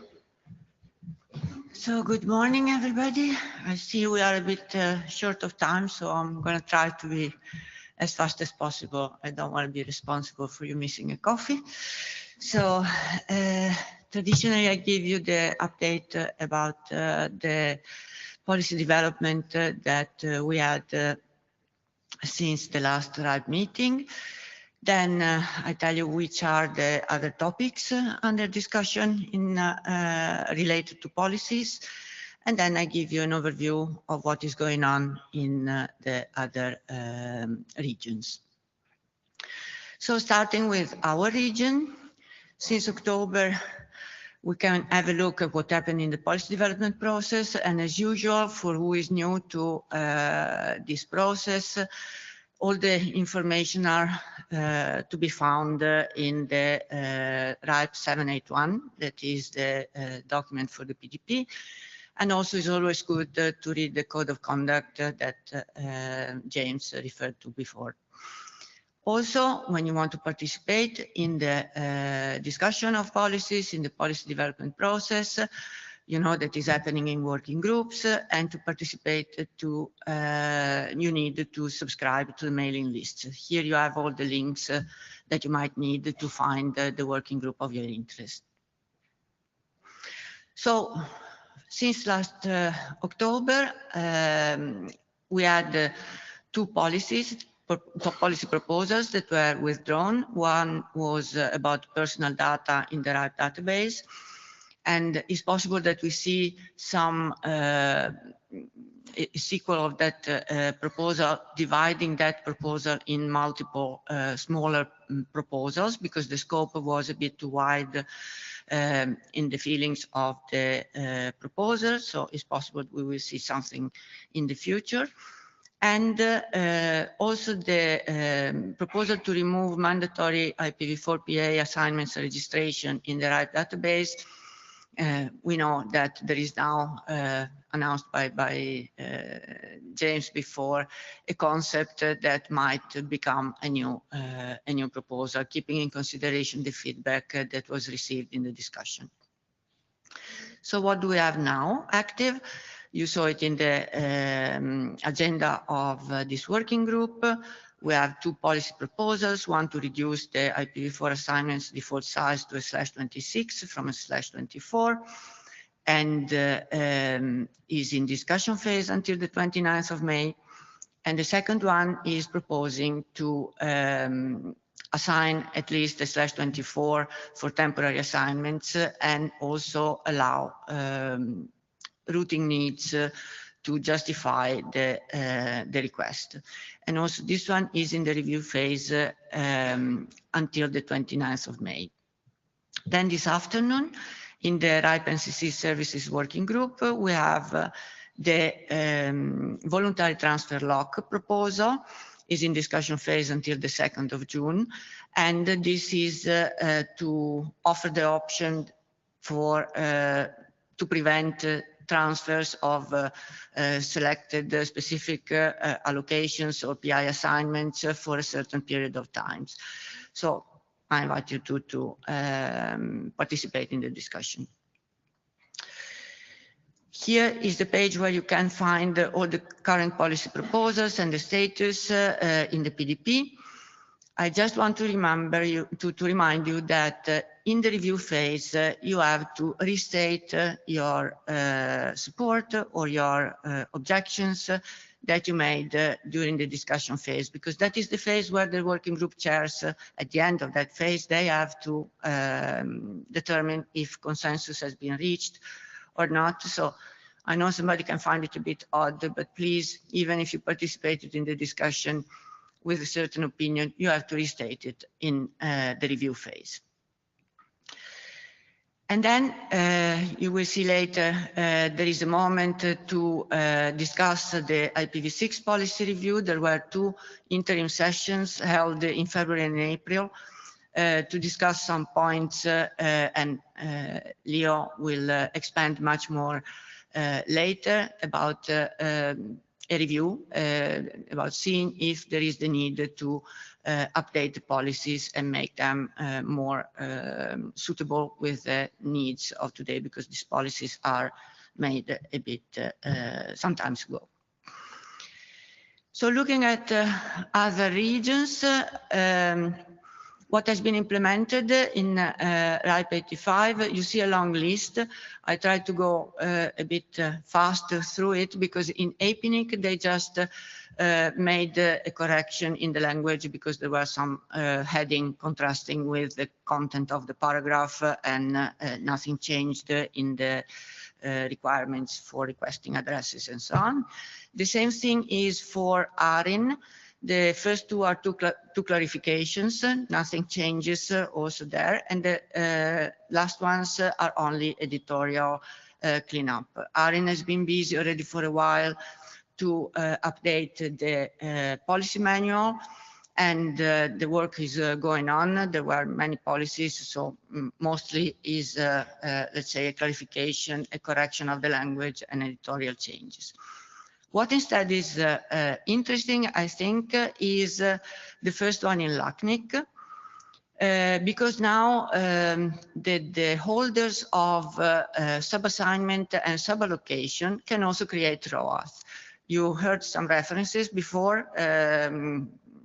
Eric was talking about this need to divide the suballocation in two parts and not being able to create ROAS and so on, and also for the temporary transfers. So this is now possible in LACNIC. And also they updated the procedure to elect the PDP chair. Then awaiting implementation, there is this RPKI ROAS for unallocated and unassigned Afrinic address space. This is related to what is called AS0, let's say. And I don't know exactly how is the status of the work on the implementation, because last year Afrinic asked for some cooperation for the implementation, and I think they're working on it. Then in APNIC, the first one is a proposal that would add all the definitions in one document for all the policies, so that there are no repetitions between the policies. The second one is probably interesting for who has legacy resources in the APNIC region, because from the 1st of January 2023, holders of legacy resources must have a contract with APNIC as member or non-member, and otherwise they lose the services of the registration in the WHOIS. Also, who is not, they go into reserved space, and if there is no claiming of these resources within 12 months, these resources are going to go into the free pool and they can be allocated. So it's an interesting new policy. Then the creation of ROAS with origin ASN, that is an ASN that is private, reserved, or unallocated, is not going to be possible anymore once this policy is implemented. Also, APNIC is going to inform the creators of these ROAS that they have such a situation, and these ROAS are not going to be automatically renewed. And the last one is restricting non-hierarchical AS sets, and this is similar to what has been implemented with NYI 19 in our region. So the non-hierarchical AS set cannot be created anymore. Then awaiting ratification, we have these three policies whenever the board will be reconstituted in Afrinic. These are there already for a while. And in ARIN, we have this list. As you see, the last three policies are just a cleanup of the policy manual. And the first one is deprecating a optional attribute that for each subnet was indicating which autonomous system was possibly originating the announcement. Then they changed the text to, how can I say, expand the possibility to receive an ISN also when not BGP is used, but just when is needed for multiple discrete networks. And a particular officer attestation requirement has been removed that was actually confirming that the documents were valid. Under discussion, we have in APNIC still a proposal that tries to make leasing of resources not acceptable, and one that is trying to offer more space to all the members that have less than a /21 already in their registry, assigning to them an extra /23. And at the moment, there is not a discussion going on, but let's see, a very active one. Let's see how it's going to go. And in ARIN, there are still some cleanup going on. The first one is just deleting a part of the policy manual that is actually not applicable anymore because it's related to requests of IPv4 space based upon need, and this is not applicable anymore.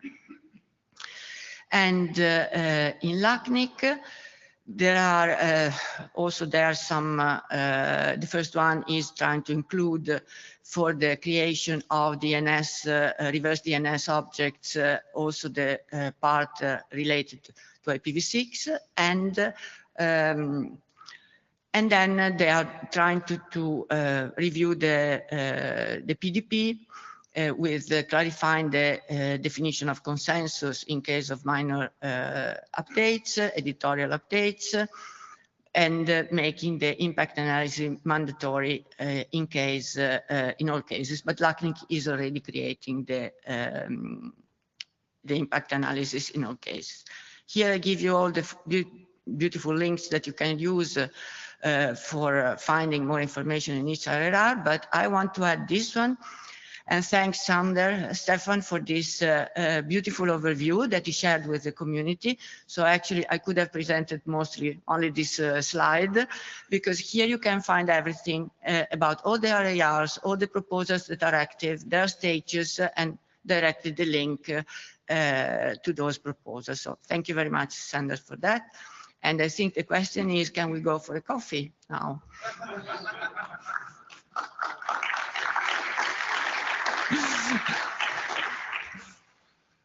Yeah, coffee sounds really good, but however, Sander, can you provide a half-minute update on the voluntarily transfer log and why it was not here but in services, and give a bit of insight on that? You're on the clock. Uh-oh, between people and coffee, dangerous spot. So, hi, Sander Stefan again, this time as one of the proposers of the voluntary transfer log policy. It's a policy, just a little background, it's a policy that allows LARs to say, I will not transfer these addresses for the next X period. And this is especially requested currently by people in Ukraine who are afraid that when an invasion happens, they will be forced to give away their valuable addresses. So the reason that the policy proposal is in NCC services is because the content of the proposal doesn't actually touch on transfers that much. It's mostly about the constraints on the NCC, what should the NCC do, what should the NCC not do. So because of that, we decided to actually put it in NCC services. However, it does, of course, affect transfers. So I've talked to several people, mostly Dennis, who said like it should be in address policy. So we had a chat yesterday. We still don't completely agree, but Dennis was like, you know, if we actually adapt the transfer policy, because now it says everybody has the right to transfer addresses, and then there would be a policy in NC services that says you can give up this right. We should make sure that all the documents are in sync on that. But yeah, so there was some discussion where this policy discussion should take place. My personal feeling is keep it in NCC services, but do a slight update to the transfer policy document to make sure it's all in sync. Okay. Thank you for that update. Thank you, Angela. Thank you.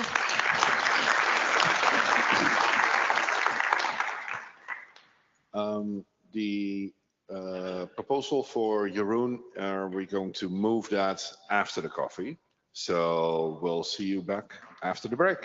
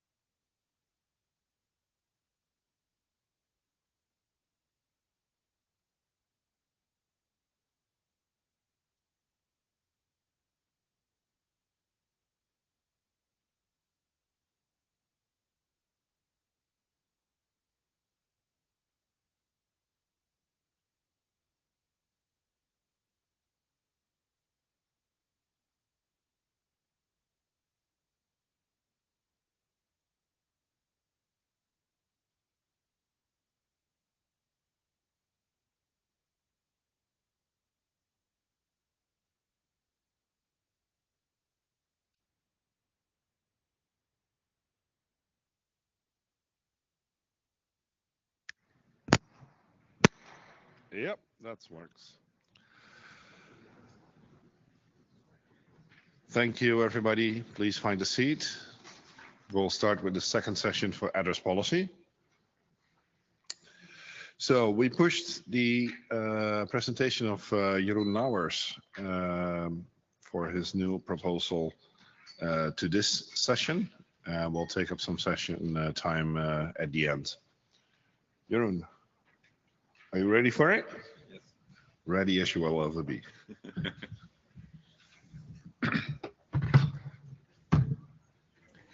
Andere Länder, andere Sitten. Good morning, everyone. My name is Jeroen Lauwers. I'm network engineer of A2B Internet and DC1 Amsterdam.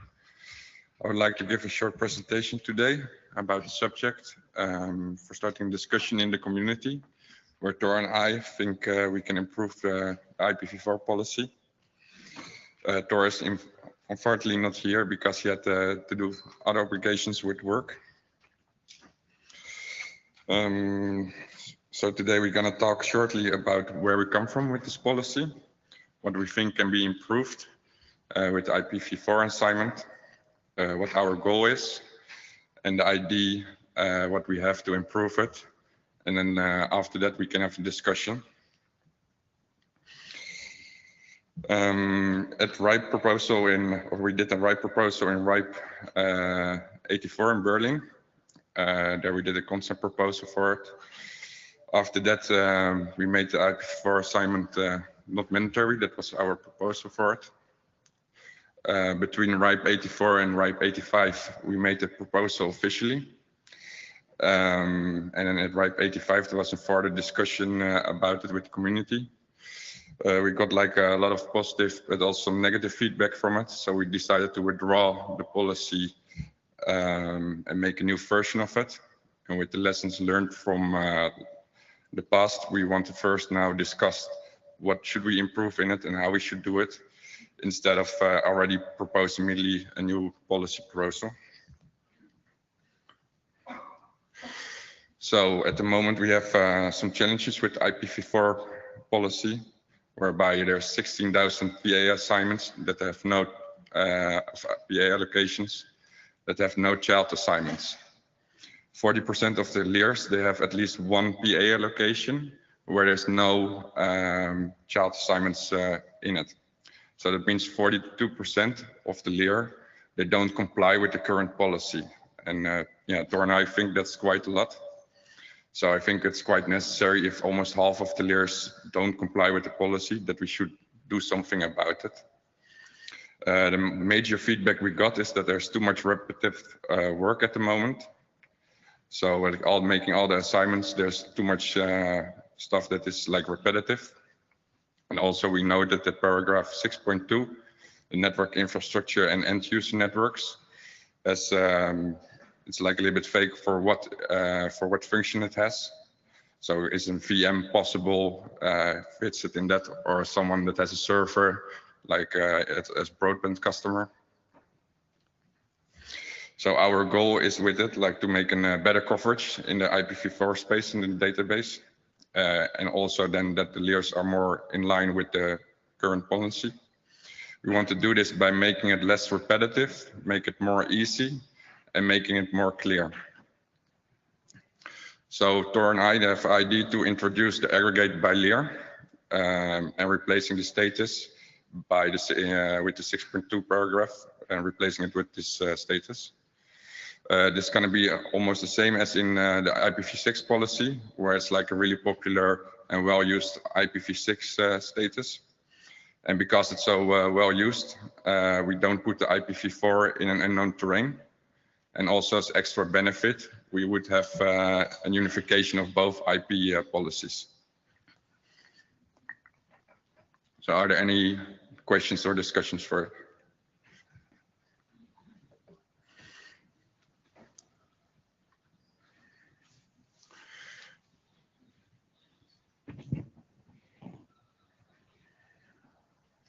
Any questions? Any questions from the room?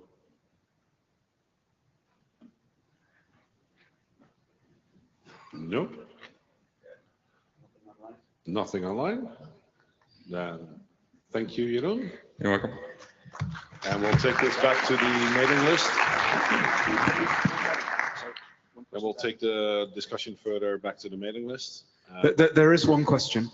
Robert Scheck from ETIS GmbH says, I like this proposal because there are multiple larger German LIRs which do not create any assignments. Thus, it's not clear in abuse cases what ranges to block. Okay. Definitely also express your support for the policy, Robert, on the mailing list, please.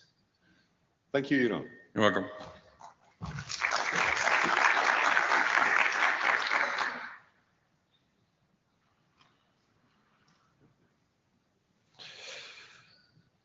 So now we have Matthias in regards to reducing IXP IPv4 assignment default size to a /26. Take it away. Hi everyone, good morning. Yeah, this is a proposal that we are doing together with two appreciated colleagues, Remco and Wolfgang. And well, as the title says, the idea is to reduce the default size of assignments from 4 IXPs to a /26. So let me give you a bit of background here. So if you're working in the IXP business, you're probably aware that there is an IXP IPv4 pool that is intended to provide IP space explicitly for peering LANs for internet exchange points. And the pool was propped up with a /16 in 2019, I think, because it was pretty clear that it would run out by 2022. Now we are in 2023, and at the last RIPE meeting in Belgrade, Markus presented a forecast on the depletion of the current IPv4 IXP pool. And RIPE is predicting that the current pool will be depleted until 2029. There's still a bit of time, but not too much. But I think we have to do something now at this point in order to prevent a complete depletion, because a depletion will definitely create problems. So there are obviously two choices here. Either we are adding new space to the IXP pool, which would probably be another /16. Not sure if this is possible. If you're thinking about 2029, the situation might even be more cumbersome than it is today. And the other alternative is that you accept that the IXP pool is drained, but that will mean that new appearing projects will have to probably buy space on the open market. So at the time of writing the proposal, I looked up the numbers, and the /24 was at $11K US. So even if you think that you can split that maybe among several smaller IXPs, that is still several thousand US per internet exchange point. And if you know the IXP landscape, you know that many peering projects are very small and live from donated hardware. So it's pretty obvious that this will be a showstopper for them. So what are we proposing? We are proposing to reduce the default assignments from the IXP pool simply to increase the overall lifetime of the pool well into the 2030s. So how does the current policy work? In a nutshell, obviously you see there are only a few bullets on that slide, so it's a bit more complicated, but in a nutshell it works like this. So if you're an IXP, you go to RIPE. RIPE checks whether you qualify as an IXP and will give you a /24 by default, no questions asked. If you're outgrowing this /24 because you're getting more than like 250 customers, you can go to RIPE and ask for a larger assignment. In this case, you have to return your initial /24. You receive up to a /22, and RIPE asks you to, or the utilization of the new assignment must be 50% after 1 year. So that's how it works currently. And this policy creates a number of problems. And the first is the average IXP is much smaller than 254 peers. I have a measurement on this on the next slide, so we will look a bit more into details how the distribution of IXP sizes actually looks like in PeeringDB. but it's pretty obvious that there is a mismatch between the /24 and the average size of IXPs, and this mismatch wastes large amount of precious space that we could preserve to extend the lifetime of the pool well into the 2030s. Another factor that I also draw from PeeringDB is that the number of IXPs grows with a high velocity. So the interpolation of RIPE is based on a linear growth, but in fact, if you look at PeeringDB, since 2019, there have been more than 40% more registered IXPs in PeeringDB. So my personal opinion on that is that the growth is faster than linear at the moment, and that the pool might be depleted earlier than 2029. So this is actually a measurement that I did with PeeringDB data. So what you're seeing on the x-axis are different peering length sizes. I drew the assets of all IXPs from PeeringDB, assumed that they need twice the number of IPs for their peering LAN than they have ASs in order to have room for growth, and in order to account for things that are not really entered correctly into PeeringDB. So in fact, the numbers that I'm presenting here are already including 100% over provisioning. And what you see on the y-axis is which fraction of the IXP would fit actually into a certain peering length size. So we are currently with the default at /24. And you see that this satisfies about 90% of the IXP. So 90% of the IXPs would fit easily into the /24. And what we are proposing is to move down to prefix sizes to /26, which would still be enough for 70% of all IXPs in PeeringDB. So the idea is to move down here a bit at the curve, but have the effect of extending the lifetime of the pool. By the way, this analysis is also open source. If you look into the actual proposal on the RIPE site, there's a link to GitHub that contains the source code for this analysis. So you can even rerun it yourself if you want. So what is the policy proposal in a nutshell? So what we're essentially doing is we're planning to introduce a speed bump. The idea is that we are reducing the default policy, the default assignment size to /26. And once an IXP utilizes more than 50% of the /26, they can go to RIPE and ask to be fast-tracked to a /24 in return for their current assignment. So the current assignment would go back to the pool. That's the only effective change in the policy proposal. There are a number of other different editorial changes, but they're essentially not changing how the policy works. So the other stuff essentially remains the same. So still, if you require afterwards a peering LAN that is larger than a /24, you can return the /24 and receive up to a /22 in exchange, with the same requirement of utilizing 50% of the new assignment after 1 year.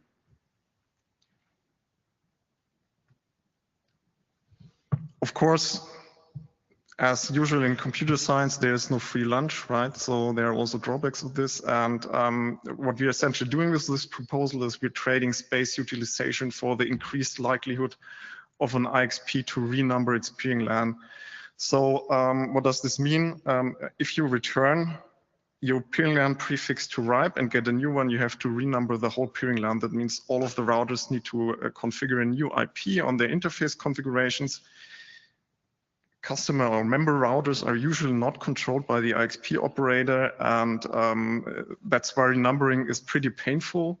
So this usually results in chasing IXP members for months to adapt their configuration, writing emails, writing shady ICMP scripts to find out who has changed this configuration and who didn't. So that's the downside of that. There was quite a lively discussion on the mailing list on the size of this initial assignment, because it exactly touches the trade-off. If you put it lower, you're assigning more often, you're renumbering more often. If you put it higher, you're renumbering less often. And the /26 has emerged as some sort of compromise from the discussions on the mailing list. And that brings me to the end, and I'm open for questions.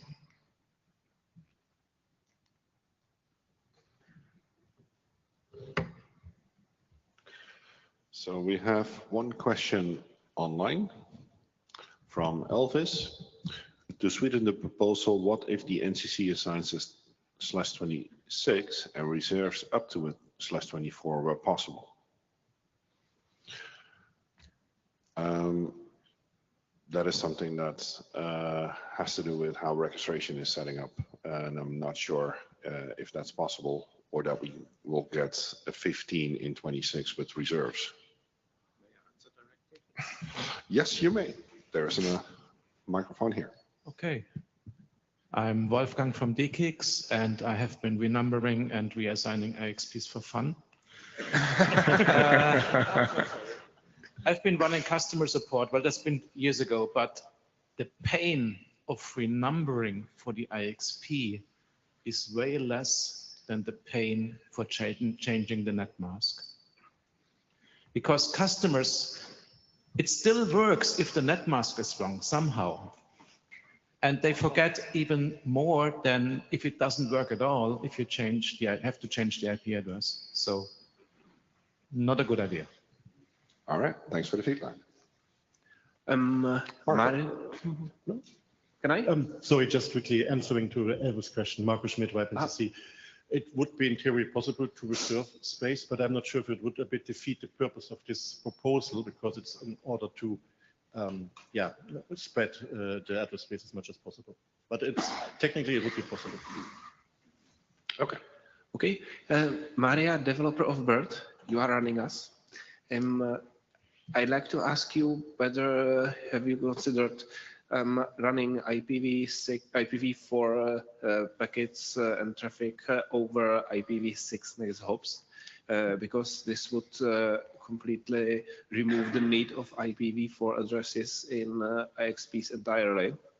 So maybe the question is how many of your peers really has such old routers which don't accept IPv6 next hops for v4 prefixes? That's an excellent question, and we had a discussion on that on the mailing list. Obviously, RFC 8950 is the solution to this problem. What we're proposing here is just a fix to get RFC 8950 implemented. The consensus on the mailing list was more or less don't force the adoption of RFC 8950 somehow in the policy, because we're not sure how well this will work, and rather wait for the implementation of the RFC, get ready before the depletion of the pool. That was the rough consensus. Okay, isn't then better to maybe try to debugonize the 240/4 just for the purpose of IXPs and such things? I have no real answer to that. Okay, I have Will, Peter, Will. Okay, Will, running Romand IX, one of those IXP with less than /26. I was going to say, yeah, I could reduce my subnet mask, and then Wolfgang, you mentioned that it's a pain, and I agree. So I would be in favor of that, and I will be happy to ask my members to renumber for the sake of duration and longevity of the IXP pool. Yeah, thank you. I appreciate that. Peter? Peter Hessler, Global Ways. I wanted to echo Wolfgang's comment, but as an IXP member and user, it's incredibly difficult for us to debug why we can't reach a neighbor, because we have no visibility on what the neighbor's net mask is. And it happens too often on so-called medium-sized IXPs, where it's a /23 and not a /24. Where they were often some neighbors will configure a /24, and if you're in the wrong segment of that 23, you can't send them any traffic. And in extremely worst cases, if you're getting it via the route server, sometimes your traffic then gets blackholed. Yeah. Yeah, basic networking I hear. Yes. Okay. Thank you. So if you're in support of this proposal, then make your voice heard, please. No, he doesn't.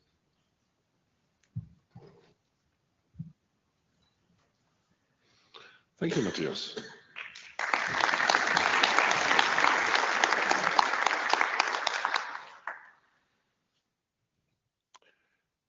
Edwin,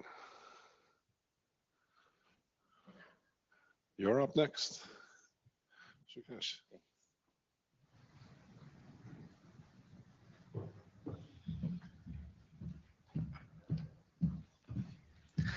So good afternoon, all. My name is Edwin Verhul. I work at SURF as a network engineer, running the Dutch NREN.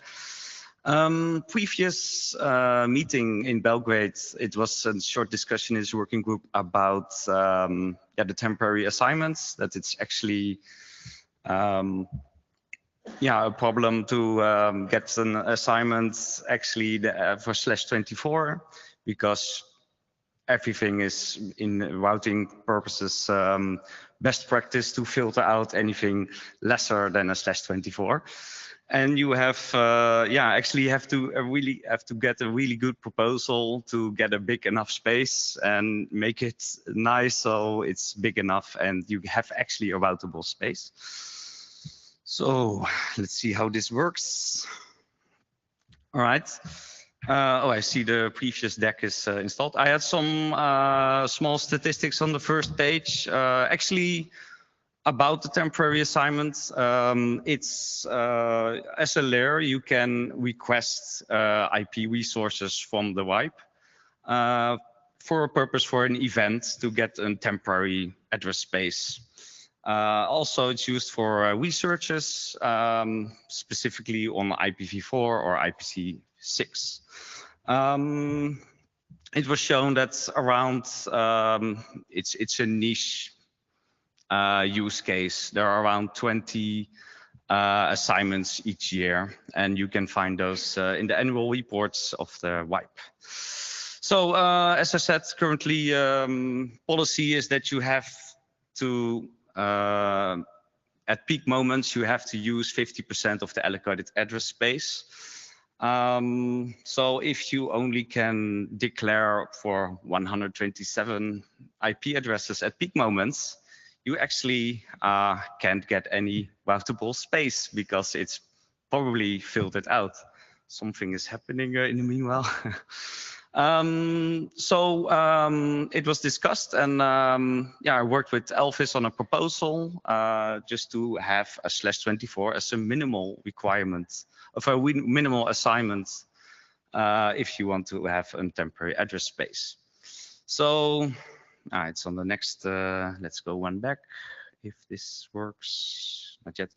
But so we added this. It's actually a simple open door that should have probably done before, but nobody proposed it, so here we are. About the proposal itself, I think it's really simple, so we try to keep the proposal really simple. At the beginning of this year, we sent in the proposal, and the discussion phase was started on the mailing list. We got several supports because it's actually an obvious proposal. It could be that for some routing purposes, you need multiple /24s. And we actually justify this for research. So there was some wording in a paragraph. We received some feedback in the mailing list, and we actually created another document with a second version.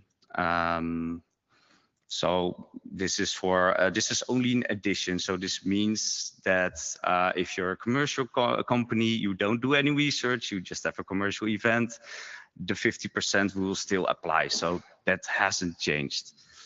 After the document was sent in, the second review phase started, and it's still ongoing. We received 7 supports of the proposal, and that's because it's a kind of a niche use case in the RIPE community. So it goes on till the 29th of May. And also the impact analysis also may be made by the co-chairs of the address working group. And yeah, it states that it's little impact. There could be, of course, that the address space that is reserved for temporary assignments could run out. But there are, with the 20 assignments each year, that's a little chance. So let's see if this works.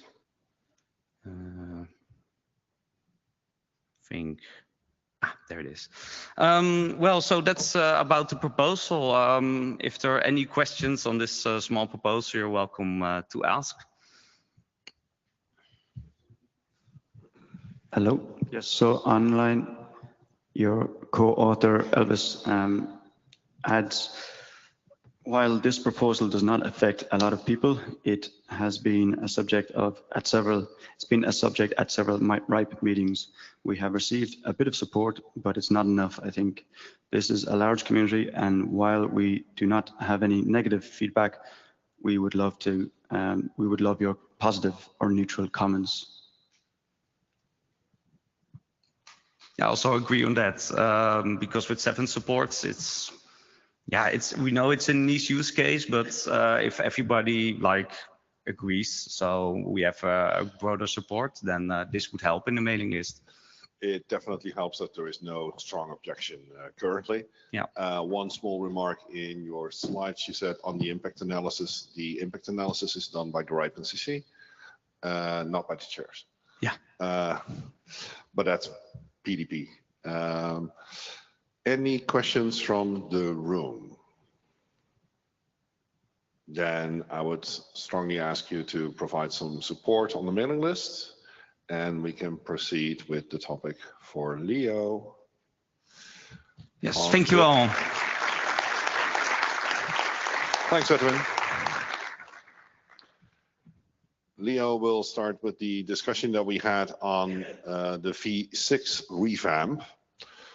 We've had some intermediate sessions between the last RIPE meeting and this meeting, were some online sessions where we talked about the goals for the V6 policy, what we'd like to see in there, and Leo is going to talk about this. And Leo, take it away. Thank you very much. We've got about half an hour left in this session, so we've got a good amount of time. So I'm going to quickly go through what's happened since RIPE 85, describe the text describing the policy objectives, and then maybe we can get some priorities agreed in here. Essentially, that means someone volunteering to draft a proposal if there's an agreement that we're working towards the right kind of objective. So I'm just going to talk quickly about the process that we've gone through. After the last meeting, we held 2 interim sessions. There are breadcrumbs in the screenshot here, so you can navigate through all the different layers to get to this page.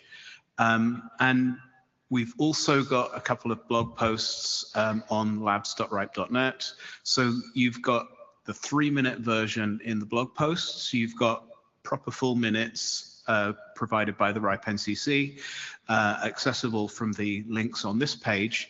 And of course, there's the video recordings. So if you're an enthusiast, you can take all 3, or you can, pick and choose whatever works for you.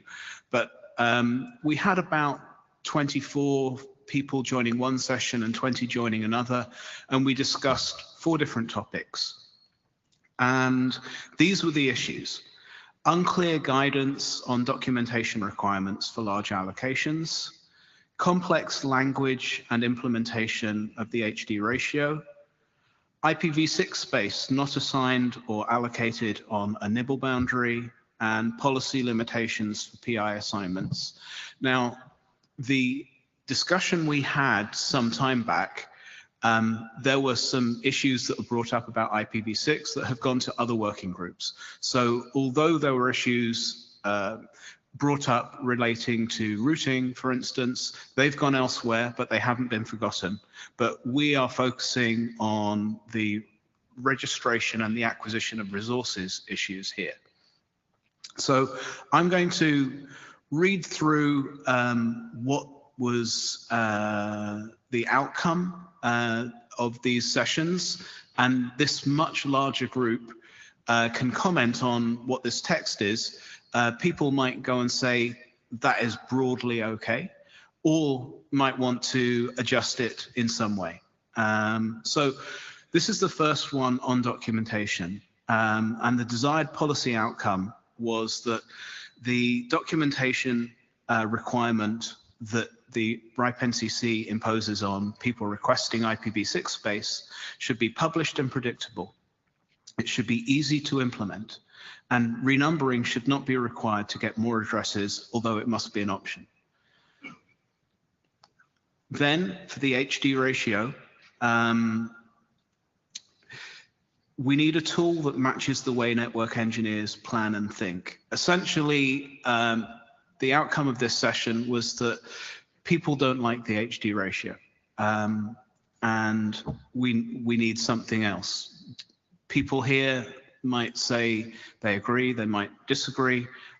People might think actually what we need is a better user interface that explains the HD ratio more clearly. When we get to the end of this, if you have a thought, please stand up and make a comment. Then on the nibble boundary, we talked about a desired policy outcome of initial and subsequent allocations or PI assignments always being on a nibble boundary, essentially to make network management that much easier. Of course, this comes at the cost of larger assignments or allocations. And then policy limitations for PI assignments. We did discuss in the session why we have PI for IPv6, and one of the rationales given was that there are some organizations that can't become members of the RIPE NCC. Their constitution forbids them from becoming a member of another organization. And being able to get PI IPv6 address space by taking out a contract with an LIR is advantageous to them. And the desired policy outcome, PI assignment should be based on the organization managing the network and not the ownership of the devices connected to it. And we should eliminate the needs requirement up to a /44. So these are the policy outcomes that were the output of those two sessions with 24 people working on them. This is a much larger audience. There might be different opinions. So it would be very good to hear if people think that these are things that we should be working towards, because if they are, we need someone to stand up and go and say, yes, this is something that we should be working towards, and I am willing to draft a policy proposal. And this is essentially the are we working towards a common objective part of the process. And then the next step is to start the policy development process. So is there anyone who wants to comment, to look at any of the text again? Is there sort of support for those desired policy outcomes, or for that matter, is there disagreement with them?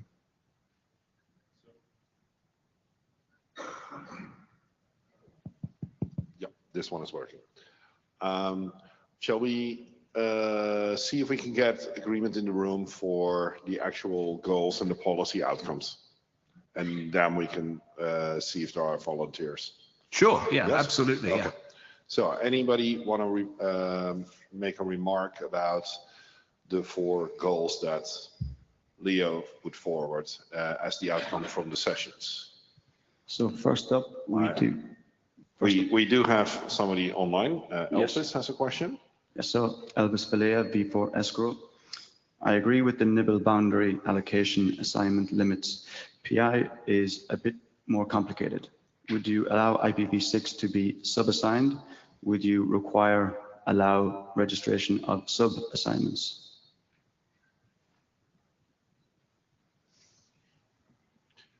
Can you repeat the last? Would you require or allow registration of sub-assignments?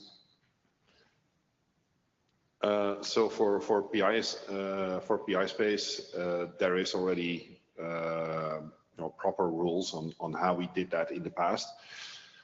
Assignments is different. One of the goals that came out is that we're looking for PI specifically on who's owning the network and not whose device it is. So maybe that gives an answer to that. Peter, you're up. Yeah, so a few things on here. The documentation clarification would be really beneficial. Some years ago, I applied for a /47 PI space, and that was a painful experience, and I don't wish to repeat that again, and I wish nobody else should have to deal with that. So I think having this documented and easily understandable would be fantastic. The HD ratio, I think, is a made-up thing that nobody understands how it works. So yes, we need something that's actually sensible. And the policy limitations, I really like the desired outcomes that you mentioned up here on your slide. I think we can play around with the specific / number on where the limitation is for needs requirement. But I like the concept of who should be able to who's managing the network, not, oh, my phone connected to your /48, therefore it's no longer PI. Like that's a bit silly in my mind. Not only in your mind. Yeah. Yeah. So for specifically getting PI on various for a single organization with multiple locations, making it easier to get 48 per location, stuff like that. That should be very easy for companies to go through. That should not be some book or essay of 60 pages that you need to submit to the NCC. So we hope to get those kind of requirements better in the policy. That was also thoroughly discussed during the sessions. Or at least understanding what needs to be in that book of 60 pages. If it's 60 pages, that's fair, but we need to understand what it is when we show up. Yes, exactly. Maximilian Emek, speaking as a former resource holder. I would like to add the fact that right now the RIPE NCC is more likely to hand out multiple /48 instead of a /47. So promoting aggregation should maybe be an option for the policy outcome. Yeah, it's we're trying to get if you do a single request for multiple locations, that you actually get, instead of 2 48s, you get a 47 or up to a 44. But we need this explicitly in the policy and not implicit as it is right now. Thank you. Dimitri. Yeah, hi, Dimitri Kochman, Crossmaster UA. Well, we are LAR with a small space. I don't present my own point of view, but rather the feedback I got from Ukrainian LARs. So, well, operators, some of them cannot afford an LAR and ask their upstream for the space. The typical, I would call it worst practice, was to hand those companies /48, yes, and they say, hey, then we are forced to give end user assignments of /60 for the companies. I'm like, well, that's kind of not the best practices. And they'd say, yeah, but we can't afford it. So I applaud the 44 without the needs requirement. Now I have another question. You said it should be an annual boundary. Does it mean that if asked for /46, I'm automatically rounded up? I assume that it is the case, right? Because if you want to be it on a nibble boundary, if the user still wants a smaller one, do you? Yeah, so for the nibble boundaries, specifically having a 29 is a pain for some. So this will push up the 29 up to a 28. And for the 48, we'll for the larger assignments, it would go to a 44.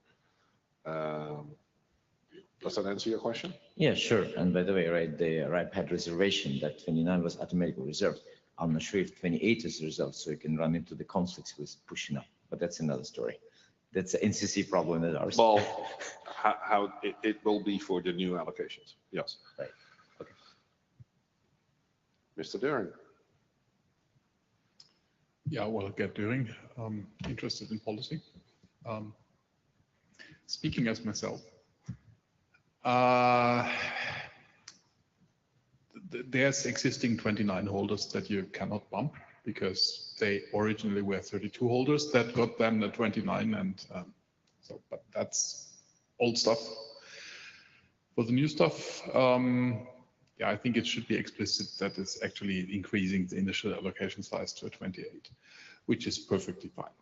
There's plenty of 28s. So you always need to balance the numbers, routing table slots, V6 space, number of possible users of that space, and 28 is perfectly fine.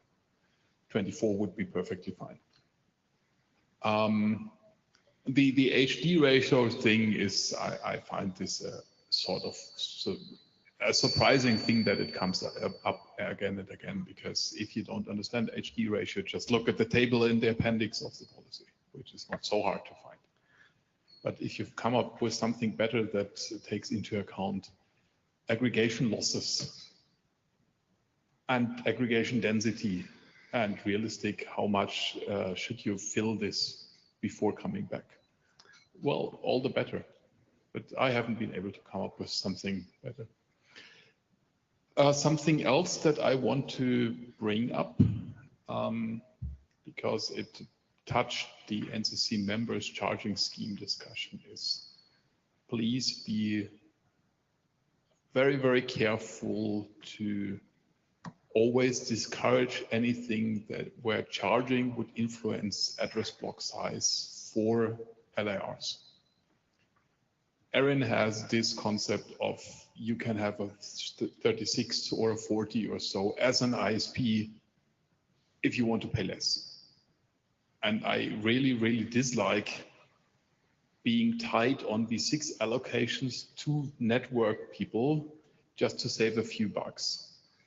So seeing 36s giving out in Erin land is something that pains me. And we should be careful that whatever we do here will not then all of a sudden kick people into a different payment category, because that would backfire.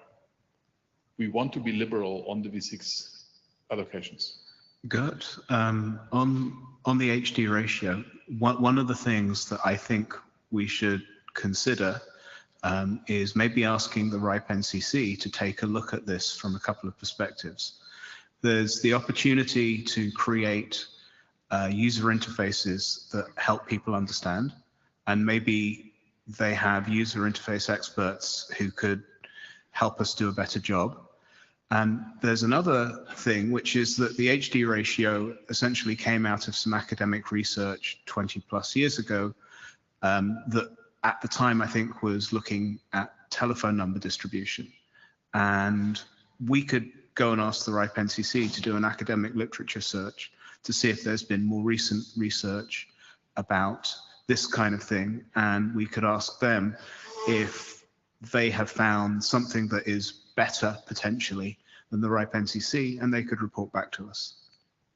On the other hand, we could just go for a fixed number, fill 10% and get a new block, because that is what there's a huge table with lots of different sizes that are not realistic categories anyway.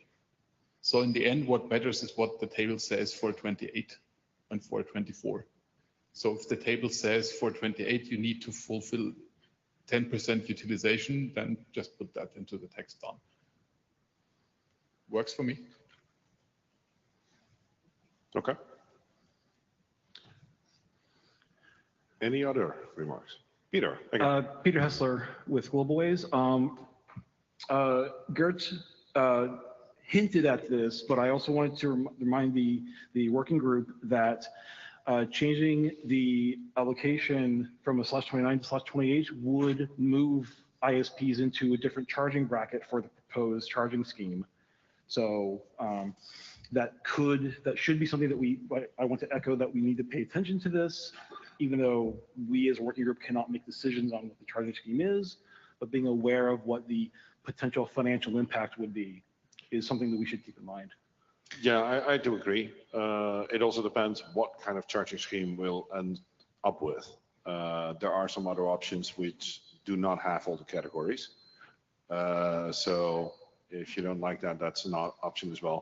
If you have a 29, it's not always possible to expand it to a 28 if that becomes the policy. And then it's still your own choice to actually ask the NCC to do that or not. I know there are still LERs that only have a /32. Yes. Yeah. Yeah. Okay. One of the things the RIPE NCC mentioned, maybe a person who is employed by the RIPE NCC but wasn't necessarily representing them during these interim discussions, was that if our policy is reliant on the charging scheme to be an effective policy, then the policy can be made ineffective by a general meeting. And that was an important point to consider. You know, we should have the right policy because it's the right policy. Totally agree. I didn't hear any strong objections on the goals that we presented here. Anybody in favor for one of the topics to see and take a step out of it?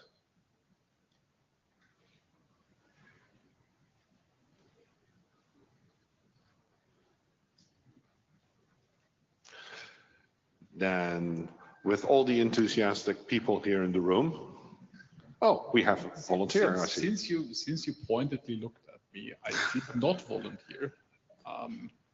I'm willing to help, but I'm right now not willing to be the active proposer because I've been doing a bad job at this for the last 2 years. So I know that my energies are sort of distributed to other projects. I'm willing to help, but I'm not willing to have my name as the first on the list here. Okay, then I would suggest that we take this to the mailing list. Yeah, that sounds like a good idea. And we'll recap there. And sorry, we do have Elvis on the queue, the mic queue. So let me just grant the audio.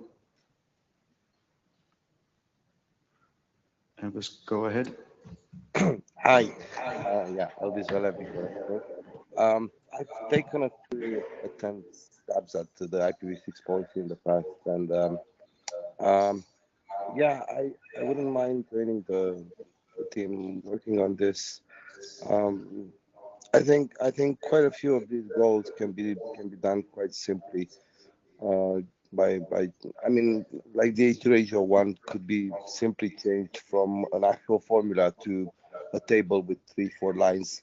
So yeah, count on me if you want, if you need someone to work on writing a proposal.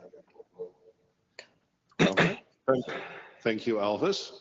We'll take that in mind, and we will take this back to the mailing list, do a recap there, and then we'll also see where we think policy changes per topic could be workable instead of just do a whole revamp of the document in one go. Which concludes this part of the session. Yes, we've just got A or B left. Does anyone have any other business?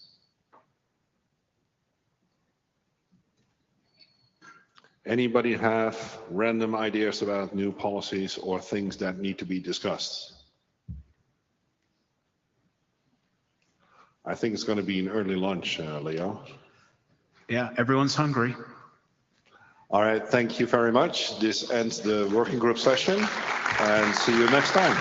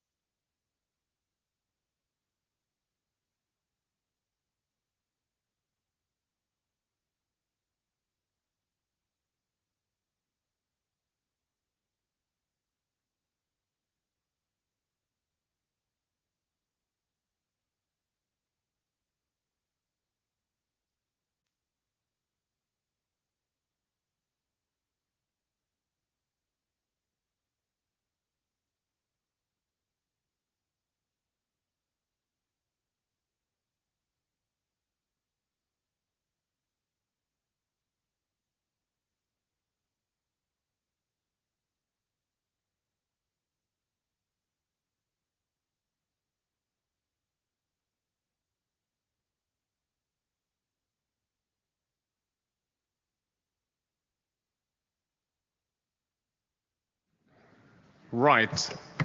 We are going to get started because we are a little bit stressed for time.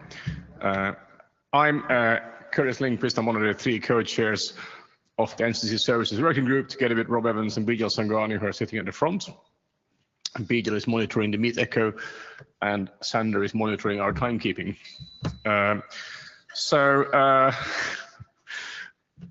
Excuse me. So, yeah, this is, as you all know, your most favorite working group. It's the NCC Services Working Group. And if you haven't yet seen this and gotten tired of me, I'd just like to remind you that in October, you have a chance to vote me off as chair, so you won't have to see these animations again. Well, sorry, you have to chance to select someone else than me, and that will be the end of these animations. Right. If you come for the better motivation than that, I don't know what. So the agenda for today, we're going to do the administrative matters and welcome, which I'm doing, followed by an update from Hans Petter, followed by the technology update and registry update from Felipe, and then Fergal is going to talk about the upcoming NCC survey, and then we'll have a discussion about the 2023-03 voluntary transfer lock discussion and the next steps on this. Then Christian is going to talk about board as a service, as this is his last RIPE meeting as board member, I believe. He's nodding, so okay. Actually, and then we'll have the open microphone, and then we'll move on. This is a rather tight schedule because after this we have the GM, and this is a reminder that if you haven't registered for the GM or picked up your little GM sticker, now is pretty much your last chance to do so. So please go do that, as well as that the Hans Petter presentation is considered part of the GM, even though it's not in the GM. So with that, we'll move over to the administrative matters. The welcome is done. We usually get a scribe selected by the NCC, which I hope happened this time as well. Oh. If not, we might have a little bit of an issue. Hans Petter is nodding. I don't know if that means that Hans Petter is willing to be the scribe, or if he thinks we have an issue. I don't know. We have a scribe. Okay, all right. Okay, I don't know who it is, but Hans Petter assured me there's a scribe, so fine. You've seen the agenda in your last additions to the agenda? No. Okay. And next is to approve the minutes from the last RIPE meeting. Was shared to the mailing list. Was no comments on the mailing list. Any last comments before we approve the minutes? No, minutes approved. So with that, I'm going to hand over to Hans Petter. Yes.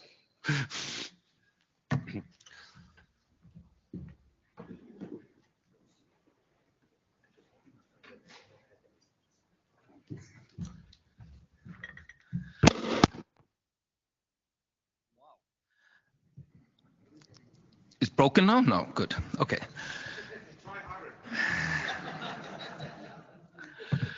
Sorry for the confusion. I was just double checking that we do have a scribe, and we have a scribe, Gerardo, who is remote, and a backup, Robert, so it should be well taken care of. So I'm going to talk about RIPE NCC in the past, before runout, when everybody was happy. Then I started, and we had disruptions like pandemic, sanctions, war, inflation, regulations. Declining LIRs, increased compliance led to increased costs. But I assure you that we are listening, and we do want your input. So that's hopefully the takeaways that you will have after this presentation. So I will talk a bit who we are, the RIPE NCC, how we plan, looking back before runout, looking at the transition and disruptions, and the annual report for 2022, and also touch a bit on the activity plan and budget for this year, and try to gaze a bit into the future. So RIPE NCC has a vision to shape the internet, the future of the internet, together with you. So if you look at the association's articles, it's not only about registration, but it's also about coordination, administration, and new activities. So I've seen a lot of messages on the members discuss that we should be just a registry. The RIPE NCC was set up as the secretariat for the community and started up with doing more than the registry. We've always done more than the registry. So together, let's shape the future of the internet.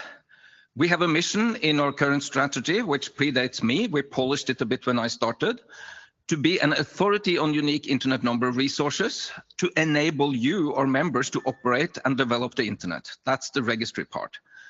We also want to be a neutral source of information and knowledge and actively contribute to a stable, innovative internet. This is where our measurement services fit in. But we're also a trusted steward of the open, inclusive, collaborative internet model, connecting people, communities, and stakeholders. And that's why we're doing meetings like this. We're doing outreach, we're bringing people together in order to collaborate, foster collaboration, and make a better internet. We built a strategy in 2022. We discussed it publicly, we took input. It was finally polished and decided by the board. First and foremost, support an open, inclusive, and engaged RIPE community. Secondly, operate a trusted, efficient, accurate, and resilient registry. Thirdly, enable our members, you, and community to operate one secure, stable, and resilient global internet. To do this, we need a stable organization with a robust governance structure. We need solid finances. We need a board elected by the members. And there is an election later today, and I'm looking forward to have the members decide who is going to be on the board. There is also a vote in the GM on the charging scheme, and that's really setting maybe a change in the charging scheme that we've now had for 10 plus years, or it's a vote against, and we will then, whatever the decision is, work on that as input to our planning process. But none of this is possible without having engaged, competent, and diverse staff. So that's the 5 pillars in our strategy. For 2023, we've picked 5 focus areas.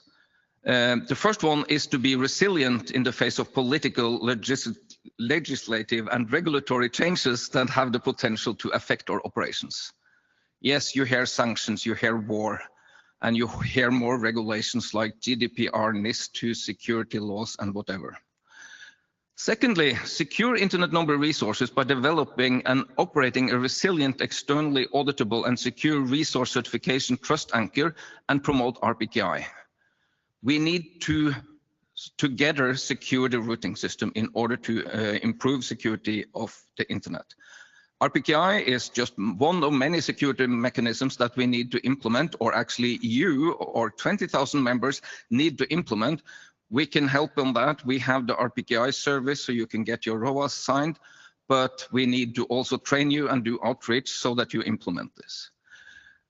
We want to be a center of excellence for data, measurements, and tools that provide insight of the internet and its operations. That's a focus area to see all the data that we have collected in RIS, Atlas, and make available in STAT and through other means, that we also now work on visualizing that, making it into actionable knowledge that can be used to make decisions. We also have an increased need to maintain security and compliance with best practices and applicable regulations. The difference from 20 years back is enormous in the focus that there is on security in the network, cybersecurity, compliance with regulations, and the expectations from governments. Of course, none of this again is possible without the staff. Maintain a healthy organizational culture with engaged staff aligned with organizational values.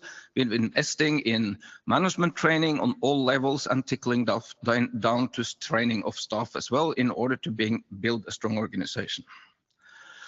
So there has been some questions about how do we plan. We're now putting forward a vote for the charging scheme, and that is the input once we know how much money we have to the planning of how we will spend the money.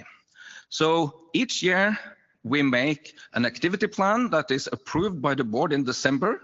Then we execute on that and we present an annual report at the end. So now we're presenting the annual report today and in the GM, the financial report on what we did in 2022. And then we already made the activity plan for this year. And then in the autumn meeting, we will work on the input to the activity plan for next year. So we have a planning cycle that is halfway overlapped. I've seen people arguing that we should start the planning even earlier. I know that some organizations like I can do that. They have the plan even 1 year earlier, but that adds a lot of overhead on planning, right? I'm sure that most of you wants to get your job done and then plan the next job. So doing planning before you have finished the previous task is awkward. And I think the cycle we have here, we figure out how much income we have, and then we make planning for the spending, is a good planning circle. That was the recommendation from a task force back in 2012. The members asked for predictability and knowing as early as possible what they're going to pay. Of course, this can change, but this is the way we do the planning. Right now, we're done in May, and we're presenting the financial report from last year, and we're voting on a charging scheme. In September, we will do a draft activity plan and budget. We will publish that before the GM. You can all comment on it, and we will discuss it. And then the board will approve that on their December meeting. So the members approve the charging scheme, the board approves the budget. So this is then the sort of yearly cycle. In between here, in between all these plannings, it's very important that we actually have focus on execution as well, right? It shouldn't be all about the planning. We actually have to implement the plans too. So I put the references here so you can look this up. No, going back, I saw on the mailing list, that members discuss list, that some people started to look back to 2013. No, that's 10 years ago. That's way before I took this job. I've been here for 3 years now. But still, it's interesting to look at the numbers. So in that period, we grew from 9,899 members up to 25,000. And the cost per LIR went down from 1,900 to 1,200 euros, right? Everybody was happy. RIPE NCC could grow, the members paid less per year, and no questions asked. Looking at the numbers, the number of LIRs increased by 154%, so 2.5 times number of LIRs. At the same time, we increased the number of FTEs with 16, so that's full-time equivalent, so not number of heads, but number of staff. So if you're working half-time, you're half an FTE. Total cost increased with 66%. In this period, the inflation was 10%, so in reality, the total cost increased with 55%, while we had an increase in LIRs on 154. The cost per LIR went down with 35% in this period. So, 2019, the RIPE NCC is caught up with increased focus on sanctions. We have regulations, GDPR has been there for some years, but that has added additional scrutiny and compliance requirements on the organization. We have the security regulations from EU. We're not subject to them, but they set an expectation that we should be, it should be possible for us to be auditable and held accountable for security and compliance with our services and our national security regulations. And we have 70 countries in our service region, and they're all looking over our shoulders and say, can we trust the RIPE NCC? And we need to demonstrate that to them. Banks have increased their scrutiny due to anti-money laundering regulations and sanctions. They don't want to accept any transactions from anywhere anymore. They're checking them. If they think the transaction is suspicious, then they will stop it and they will contact us for that. We have the pandemic coming in. I started during the pandemic, which was a weird experience, but it was really great to see that the organization had moved fully virtual, including training courses and everything. Then came the war, which puts additional strain on us personally, my colleagues from Ukraine, my colleagues from Russia, or members from Ukraine, or members from other countries. And we've had war in other countries in our service region that we've kind of forgotten about because we've used to that. So this is something that's adding to our stress level, everybody's stress level. As a follow-up things, we have the energy crisis, we have inflation. Now, we've done a lot of mitigations that all cost money or resources in some way. We've established a security risk and compliance team led by a chief information security officer.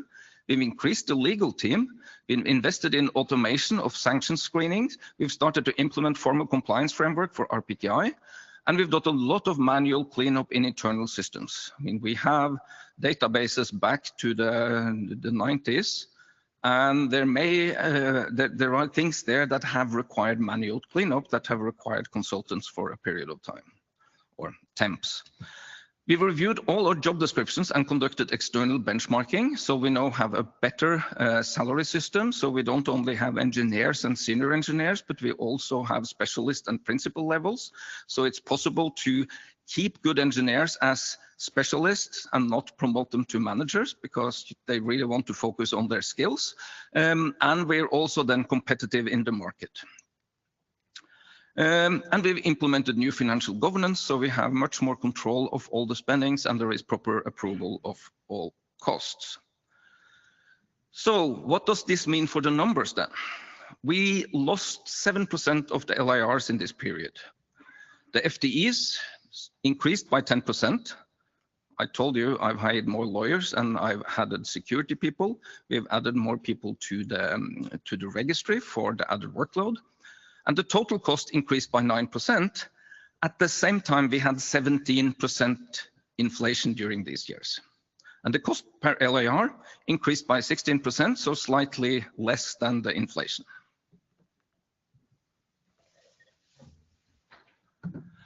So going to the annual report. How many have actually read the annual report? Okay, so we put all this effort into producing a very nice and beautiful annual report, and nobody reads it. So I've taken some screenshots from it so that you can see what's in it. There is a highlight of the year on the timeline, so you can see all the events that we've had. There is an overview of the members. You can see which countries we have the most members, where we have the top growth, and the LIRs per countries. There is an overview of the transfers. You can see most transfers happen within France, Germany, and Russia. The inter-RIR transfers are mostly with the ARIN service region. Afrinic is not here. They don't allow inter-RIR transfers at all. Reports and investigations. One interesting thing here when I looked back at reports to 2013 is that the number of hijack investigations in 2013 and 2022 were approximately the same, while all other kinds of investigations have increased significantly. And that's a good thing for the internet. We're not only about numbers, we also operate one of the 13 root name servers, one of the 13 letters. Our letter K-root has around 100 instances, and that's out of a total of 1,700 instances among all the operators. It's really a massively redundant network, and we're operating this for all of our members. 20,000 members chip in to operate one of the root servers to create a stable root in the DNS system. It costs us about $1 million a year, so it's not terribly expensive, but it's really important. We have measurement services. We have RIPE Atlas, more than 11,000 probes where you can run your own measurements. We have RIS, collecting BGP routes from a lot of places around the world, so you can see what your routing announcements looks like from multiple places. And we have RIPE Stat, which is kind of a looking glass into this and other sources of data where you can look up and see and analyze data. We've had a lot of events again in 2022. The 2 years before were not that many.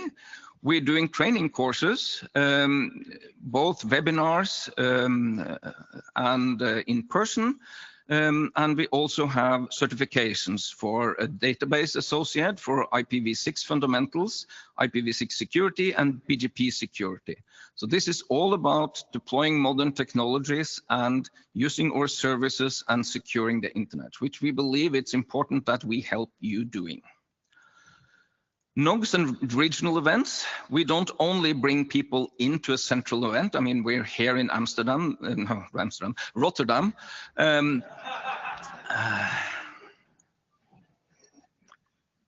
And there are, I don't know how many hundred we are now. I think there were more than 400 in the opening. So I think now we're 700 or something already. And it's great that a lot of people can meet, but we also travel out so that a few staff members goes to remote places and hold smaller events and bring in people that would otherwise not be able to travel. We have MINOG, we have KPIF, and we have SCE, which are regional meetings, in 200-300 participants on the meetings. We have RIPE NCC days, which is one-day events where we meet less people from countries that we see do not participate in any of our meetings.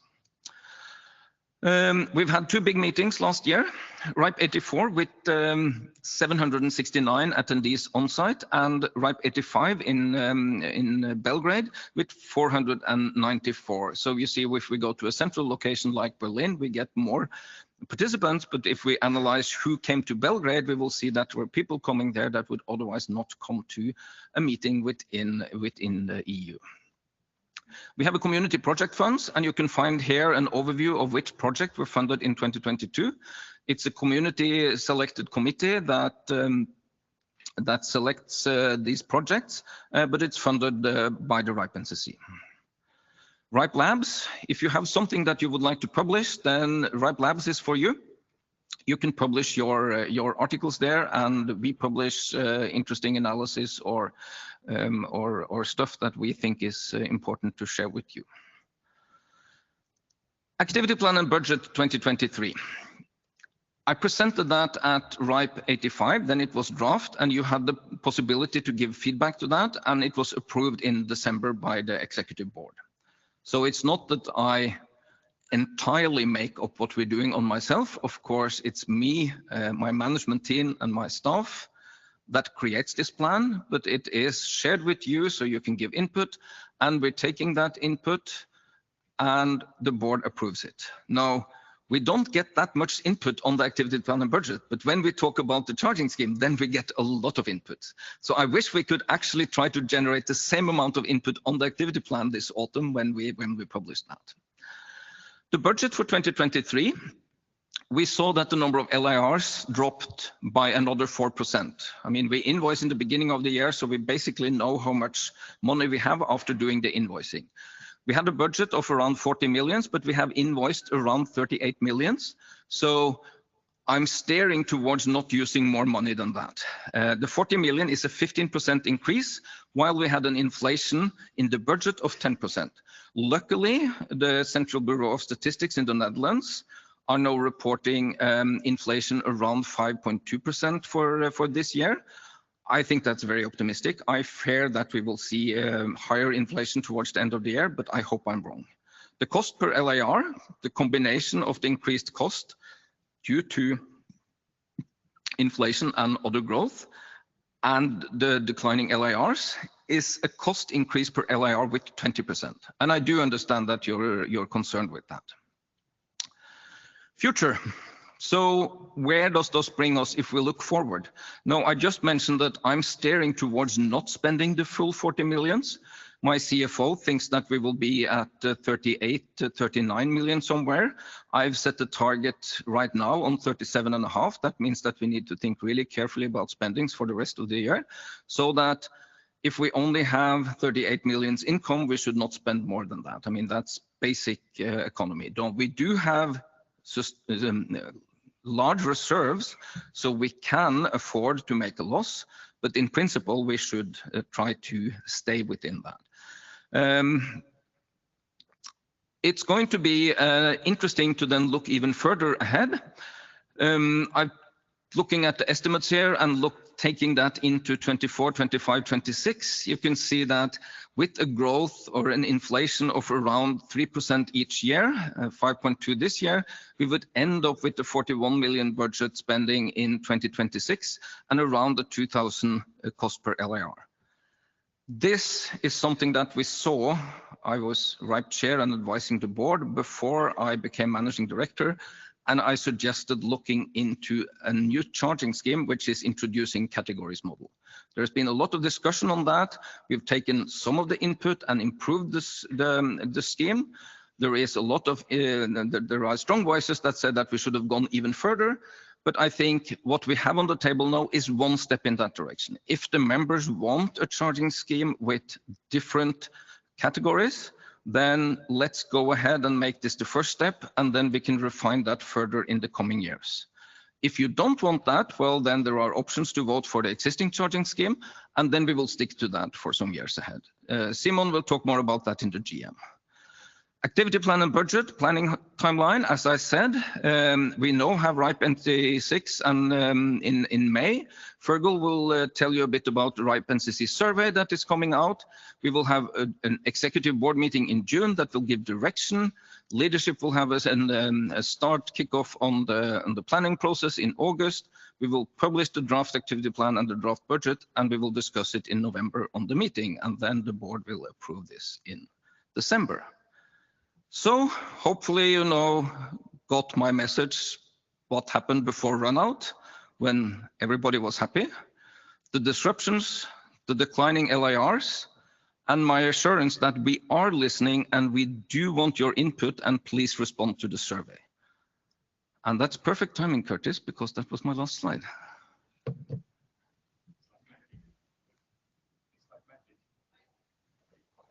He says it's like magic. Clearly not working. We do have a question from, oh, there we go. We have a question from Meet Echo. So I'm going to get that question go first. Rob. Hello. Hello. A question from Dmitry Servilov of ANT Dmitry S. Number one, this is a question in 3 parts. Number one, this year it was hardly transfer money from Russia to the EU. It was a little adventure. What will happen next is unknown. I think something should already be done so that we can pay in yuan to a bank outside the EU. Number so two, if I can answer them one by one, okay. I think that's easier. So in the presentation in the GM, Simon will take more about the payments. We've actually been pretty successful in collecting from Russia, but we do see the problems that could be ahead. So we are looking carefully into that. So thanks for the feedback. Okay, and the second part, why do we have only 1 scheme with categories and 3 identical but with different amounts to vote on the payment scheme? Why were online and members discussions needed if everything that was discussed is sending to the trash? Why is the scheme with the same payment for 1 IP per 24 network persistently not brought up for discussion? So the original proposal was 3 categories. Or 4 categories, and we have changed that scheme based on feedback into, is it now 5 or 6? Simon will talk more about that into GM. The proposal with a linear scale, we analyzed that and we see that that would be a very dramatic change in one go. It would leave less than 1% to cover more than 50% of RIPE NCC's budget. If the members want to go in that direction, that is something that we can do look into next year or the year after. None of the other RIRs are doing that. They all have categories, but they do go much further up in cost than the RIPE NCCs. I thought having the top category be around 10,000 euros is something that will not cause too much alarm with any of the members now. But if we bring it even higher, we will get significant pushback from them. So look at this at 1 step on that ladder. The reason we have 3 proposals on the existing scheme is because of membership feedback. I originally wanted to have just 2 proposals where you would vote simply on the structure and not on the size of the budget. But since members asked for having different options for the size of the budget as well, we introduced that. Okay, what's the last one? Actually, this is a different question from Dimitri now. Maybe for a better choice of payment scheme, you should first vote 1 categories, 2, 1 payment, 3, 1 payment plus resource payment, per resource payment, I guess that is. So there will be more explanations about the voting system in the GM, but it's a preferential vote. So in the way you're voting by ranking your preferences, that is actually taken care of in the system. The reason we split out the ASN numbers and the transfers is that making options with all of those would multiply up by 6 times 2 times 2, which would be too many. So we decided it was better to split it. Just a reminder that this is not the GM, that's the meeting after us. So if you could hold the GM related questions to the GM, otherwise you have nothing to talk about there, it would be really boring. And I will be on stage in the GM as well with even more numbers. As you can see, I'm a numbers junkie. So some of the other questions about details in the spendings, I will address there. So then you can ask me questions in the GM as well. Any other questions for Hans-Peter, who is now a little bit over time? Okay, thank you, Hans-Peter. Next up, next up is Felipe with the technical and the other way around, the registry and technical updates. Yeah.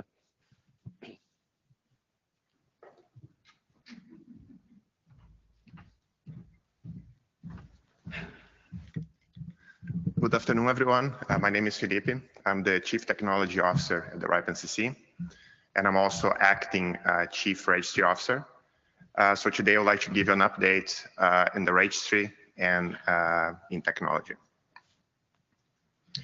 I'll start with our service levels. Our objective here is to deliver world-class services to our members. We define success through 3 different key results: NPS score higher than 80, customer effort score higher than 6.5, and responding to all tickets within 1 business day. So let's start with our Net Promoter Score. The question we ask is, how likely are you to speak highly of the RIPE NCC to your friends and colleagues? Response rate we got from Q3 2022 was a score of 68 based on 535 responses. In Q4, that increased to 81 based on 529 responses. And in Q1 this year, we got a score of 74 based on 594 responses. There's a slight reduction compared to last quarter, and that's probably due to the billing cycle. That's the billing queue got a bit lower scores than the other queues. So paying voices don't make people very happy, apparently. And here's our objective. You can see that we are very close to our objective in all the 3 different quarters. Now, customer effort score. To what extent do you agree or disagree with this statement? The RIPE NCC made it easy to handle my issue. Our objective here is to be above 6.5. You can see that we managed to do that in all 3 different quarters that we measure this. In Q3, we got a score of 6.51, Q4 6.59, and Q1 6.55. So this is actually quite good scores. Now, percentage of tickets responded within 1 business day. We get data here since January 2022 up to April this year. You see there are 3 dips in our performance. One was in March last year, and it was right after the war in Ukraine. So it got a lot of queries about the invoices and all sorts of stuff. Then it got a lot of dip back in July, and that was a combination of COVID cases in the office and also with the holiday season, so a lot of people were on vacation.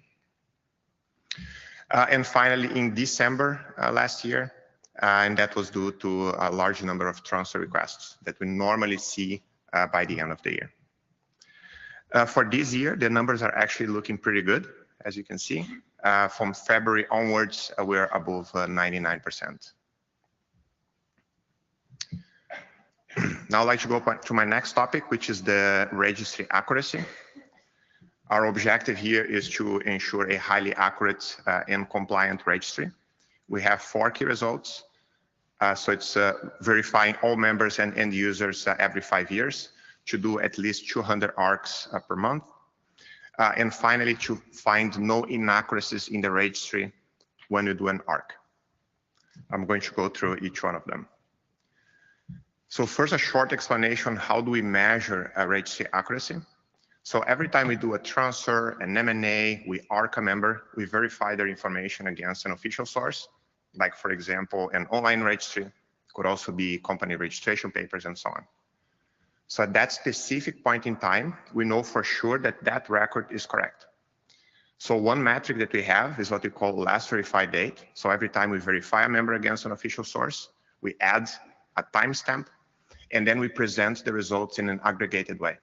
Like, for example, percentage of members verified in the last 2 years. So let's see some numbers now. The first time that we measured this, we had about a quarter of our members verified more than 5 years ago. So that's the red area in the chart. So what you want to see is the less red as possible in this chart. So you see that's going down. In Q1 this year, we measure at 7.19%. So it's a huge improvement when compared to a couple of years ago when you start measuring this. We're not there yet, but it's already a nice improvement. Now percentage of end users. Here the situation was a bit more dramatic. So first time we measured, more than half of the end users were verified more than 5 years ago. So for that, we did a task force using temps. And then we went through a large chunk of these end users. And then that's why you see it going down very quickly. And then after that, the gains are more incremental. Last time we measured was about 10% of the end users verified more than 5 years ago. So we're getting there, slowly but surely we're getting there. Now, number of ARCs completed, just a quick recap. ARC, that's our assisted registry check, is our audit activity that may have two goals. First is to ensure quality registry data, and the second goal is to promote a good understanding of RIPE NCC services. So our objective here is to be above 200 per month. You see there is a not good performance leading towards end of 2021, and that was due to a couple of reasons. First one was a very large number of new LAR applications.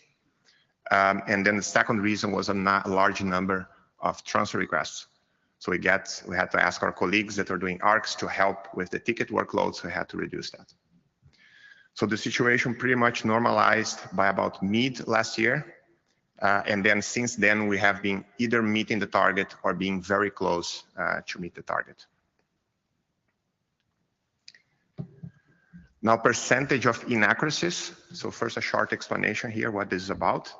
So I explained before that when you're doing an ARC on a member, we verify their information against an official source. And sometimes it turns out that the information that we have about the member is incorrect. Like, for example, think about an entity that went through an M&A and we didn't know about that. So we have been collecting data since August last year. So I have a nice sample size by now. So it's 1,800 ARCs. And out of this 1,800, only 5 members went through an M&A and we didn't know about it. And only 8 of them were close companies and we didn't know about it.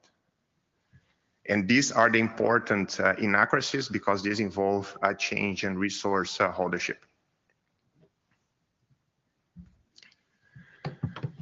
To summarize now the first part of my presentation, the service levels are really good according to our measures and targets in Q1. So our NPS score average 74, our customer effort score average 6.55, and our ticket response time average 99.28% of all tickets responded within 1 business day. The accuracy of the registry is not there yet. 92.81% of the members and almost 90% of the end users were verified last 5 years. And we found only 0.73% of inaccuracies in the registry that involve resource holdership change. However, the numbers are getting better every month. So we're not there yet, but we see an improvement every month. And I would like to take the opportunity here to thank my colleagues in the registry for working so hard and for achieving such a great results. Guys, thank you very much. I really appreciate it.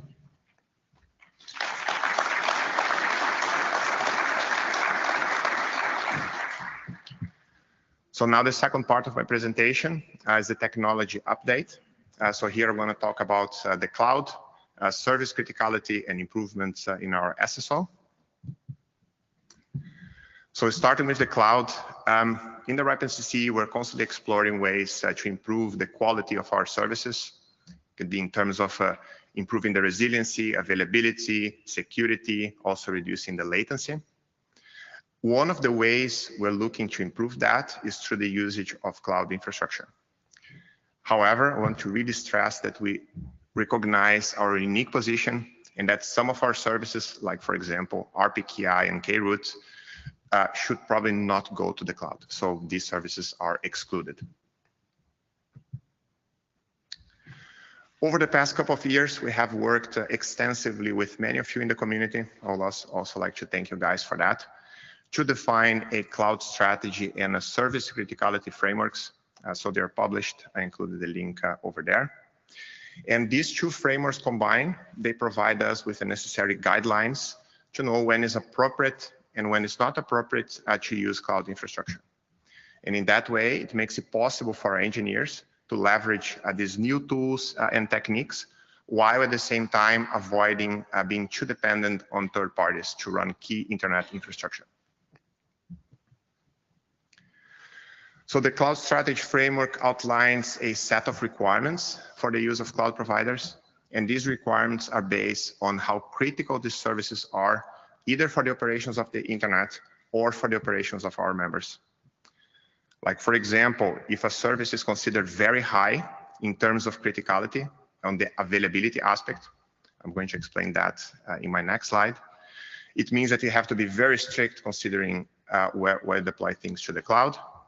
Like, for example, to minimize vendor locking, we can only use bare metal, VM, or containers in the cloud. And to avoid dependency, we can only use a fully distributed architecture, which means that we can only use cloud in addition to our on-prem infrastructure. If the criticality level is high, then we are a bit more lenient, so we can use managed services, things like managed databases or container orchestration. However, only open standards are allowed. And finally, to avoid dependency, we don't have to have a fully distributed architecture. However, we have to have a fallback on-prem that's available within 1 hour. We have recently published the criticality ratings for many of our services, so I include the whole list here. There are 3 different categories in which we evaluate the criticality of the services. Data confidentiality, so this measures the impact that a data leak would have. So if you have a lot of personal data in a certain service, then the criticality level will be very high. Data integrity, which measures the impact that being hacked would have. So for example, if the RPKI's keys will get compromised, so that would be a hack. And then integrity is very high, like in the case of RPKI. And finally, data availability measures the impact that the service outage would have. In the case of RPKI, is also very high. And this is the part that links to the cloud strategy framework. So that's from my previous slide.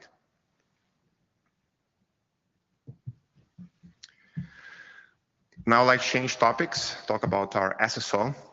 I have reported about this in RIPE 84, RIPE 85, and I'm reporting about it again, and I promise to be the last time, because I'm probably getting fed up with SSO.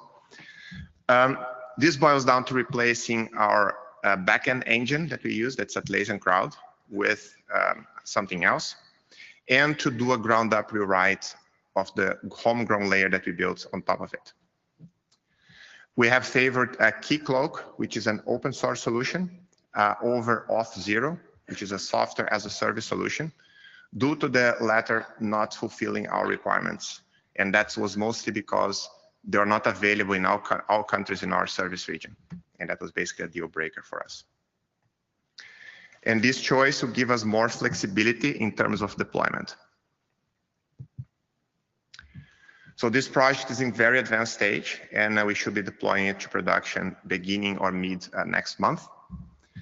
We have followed our cloud strategy framework and our service criticality definitions.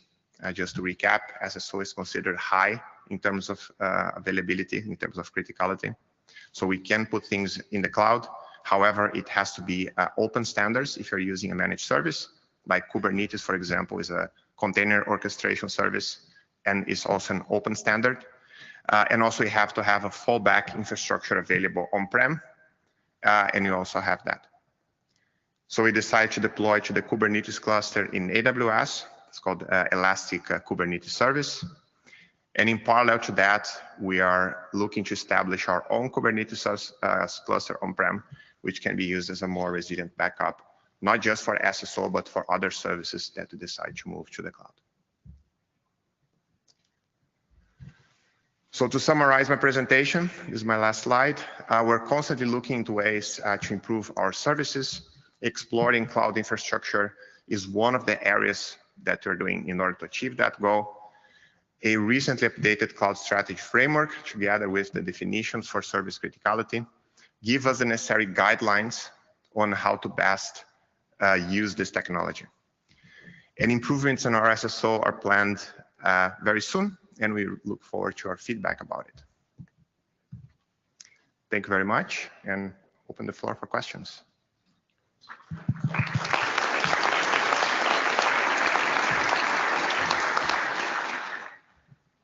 Eric? Erik Weiss, the Internet. Philippe, thank you for the information about the ARCs. Could you also provide for the next meeting some insight on PI assignments? The RIPE NCC is also doing reach outs to PI space holders about their company structure, changes in the company structures, companies being deregistered, non-responsive PI holders, which also has effect on PI space being deregistered and then coming back available to the pool. And those are not part of the ARC numbers, right? You mean about the inaccuracies of the ARCs? No, about the PI space holders. Yeah. So the ARCs are for the LERs only, and the PI space that's being reclaimed, that's a different process, and it's not part of the numbers for the ARCs, right? Probably not on the ones that I just shown. Could you provide some insight next meeting to have those numbers available as well? Because from what I've understood from the update from Marco during address policy this morning, there is still PI space being reclaimed, coming back to the free pool, which benefits the waiting list holders. But we need to have some more insight on how many times that is happening. So here you had like 5 M&As and a couple closures. And I'm sure for the PI space holders, that's much more. Yeah, I will try to get that for you. Thank you. Brian, Brian Nisbet, HEANet.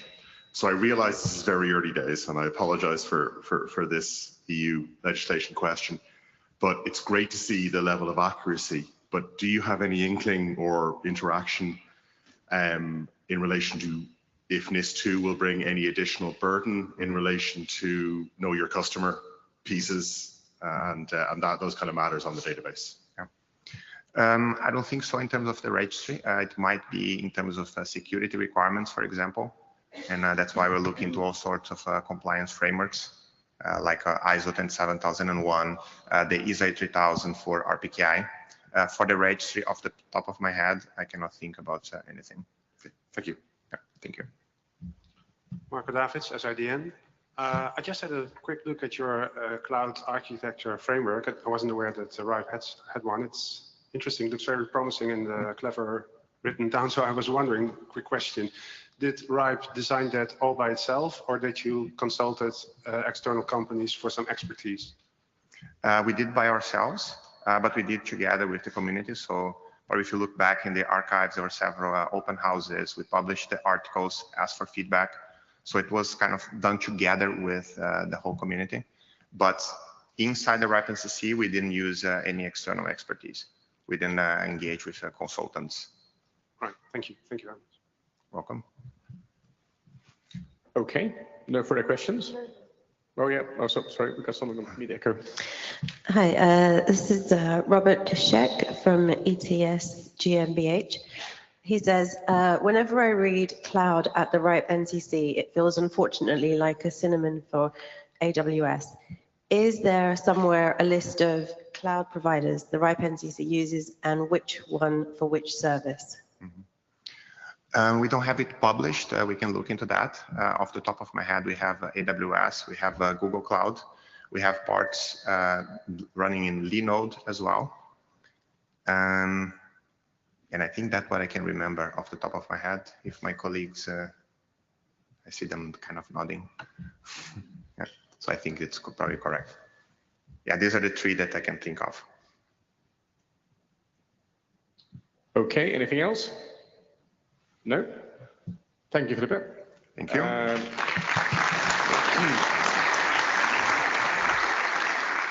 So next up is Fergal to talk about the 2022 NCC survey.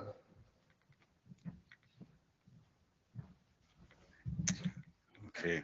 Hello, everyone. I'm Fergal Cunningham. I'm the head of membership engagement at the RIPE NCC, and I'm here to officially launch the RIPE NCC survey 2023.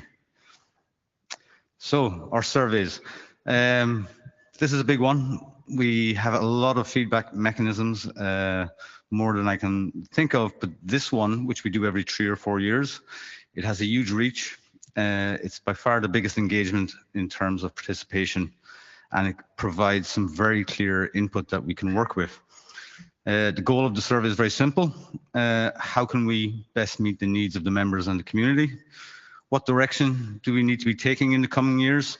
Hans-Peter referenced that we'll use the input from the survey in the activity planning that we do. And importantly, what are important issues you face that we need to be aware of? Because this really helps us to focus on what's important for you. Just a bit of history. We last did this in 2019. We got well over 4,000 responses from over 100 countries, which is a lot for us. We had 36 key findings that were identified as a result of this survey, and we investigated and acted upon all of them, and we published the actions we take that address those findings. In 2023, we have an independent company called Survey Matters who runs the survey for us. This means that your responses are anonymous, and it means the results are analyzed independently. So we're not correcting our own homework. Survey Matters did our last survey, and they did it very well, I think, and they've done APNIC's last 3 surveys. They have really good industry knowledge and experience, and they actually specialize in doing surveys for membership organizations. So they know our structure, they know the type of organization we are. And by this stage, after working with us and working with APNIC, they know the topics very, very well. I think we still have a reasonable number of questions. In 2013, we feel that a lot of complaints about the length of the survey, so we've brought it down dramatically, really. You don't need to answer all the questions, and there are free text questions, so if you want to elaborate or if you want to talk about what's interesting to you, there are places to do that. So it can take as little as 15 minutes. We did a soft launch. The survey has actually been open since Monday, unofficially. It means we know by the time I get to this presentation that the links actually work, which is very handy for me. And we have a few more questions this time. We've already got some feedback that people appreciate that we ask questions on tricky matters, things relating to charging, value for money, things like war and sanctions come up. Some of the issues that Felipe just discussed with third-party technologies. So we cover some of the tricky issues that we found over the past few years so that you can give us direction. And to get direction from 4,000 people is pretty powerful. So we cover governance, service delivery, and all the topics you would expect. One thing I'd mention is in IPv6 this time, we often ask why people don't deploy IPv6. This time we also ask the people who did deploy IPv6 how it went for them, what were the challenges they met, and maybe we can use the input we get to start addressing through training and education and other means the actual challenge that people encountered, and we can build some use cases from that. The hardest work in the survey is the translations. This is a really time-consuming, big effort from our part. But in 2019, about half of respondents answered in languages other than English. This was great, and people really appreciated it. We got so many emails saying, hey, thank you for doing this in Turkish. I really, really appreciate doing this in my language. So this year we're also doing it in 10 languages, including English. We've added Ukrainian this time. And I really, really want to say thank you to about 22 staff. Really worked hard to do the translations. Also, one of our board members did the Polish translation. You can probably guess which board member. But thank you very much to all those staff. We're going to report back on the findings as always. It'll be anonymized, and there'll be an independent report delivered by Survey Matters. And we'll present the results, hopefully in this working group, if the wonderful chairs give me some time to do that. We'll make sure all the findings are investigated, and we'll plug it into the activity plan and budget as well for this year and probably next year as well, because we get so much feedback. I think there's a football match on. That person is not taking the survey right now. So we do need your help though. The survey is open to everyone. We often get asked, but we encourage many people in organizations. There are many roles, many perspectives within organizations. Please feel free to pass it to everyone who might be interested in our work and in the community more generally. Share the link with your contacts, forward mails, share posts, retweet the tweets, tell your colleagues, inform your NOG communities. That's always good, especially the ones who we've catered for with languages. Anything you can do here will be a huge help. And at this stage, I should probably apologize in advance for the next 5 weeks of sending emails about the survey. As always, we offer prizes. It's already open. It'll be open till the end of June, and we're giving away prizes every week. This time we changed it up. We got some complaints that we were using one company for prizes. We've mixed it up quite a bit this time.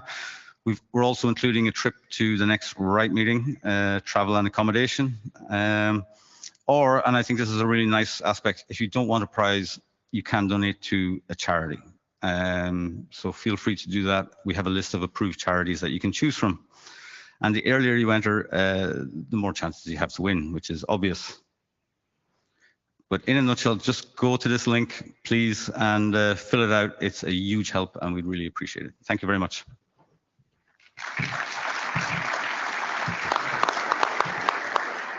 Thank you, Fergal. I'm personally looking forward to that 5-star hotel with my champagne bottle waiting for me for the next RIPE meeting. Any questions for Fergal?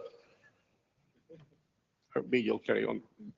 Hi, it's another question on Metego from Dmitry Sabulov from ANT. And he says, it would be nice to translate IPv6 courses into regional languages.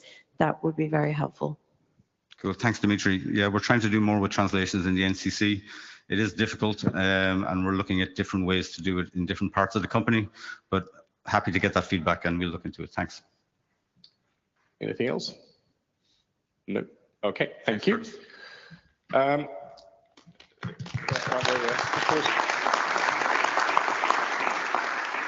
So next on the agenda is the discussion of the policy proposal 2023-03.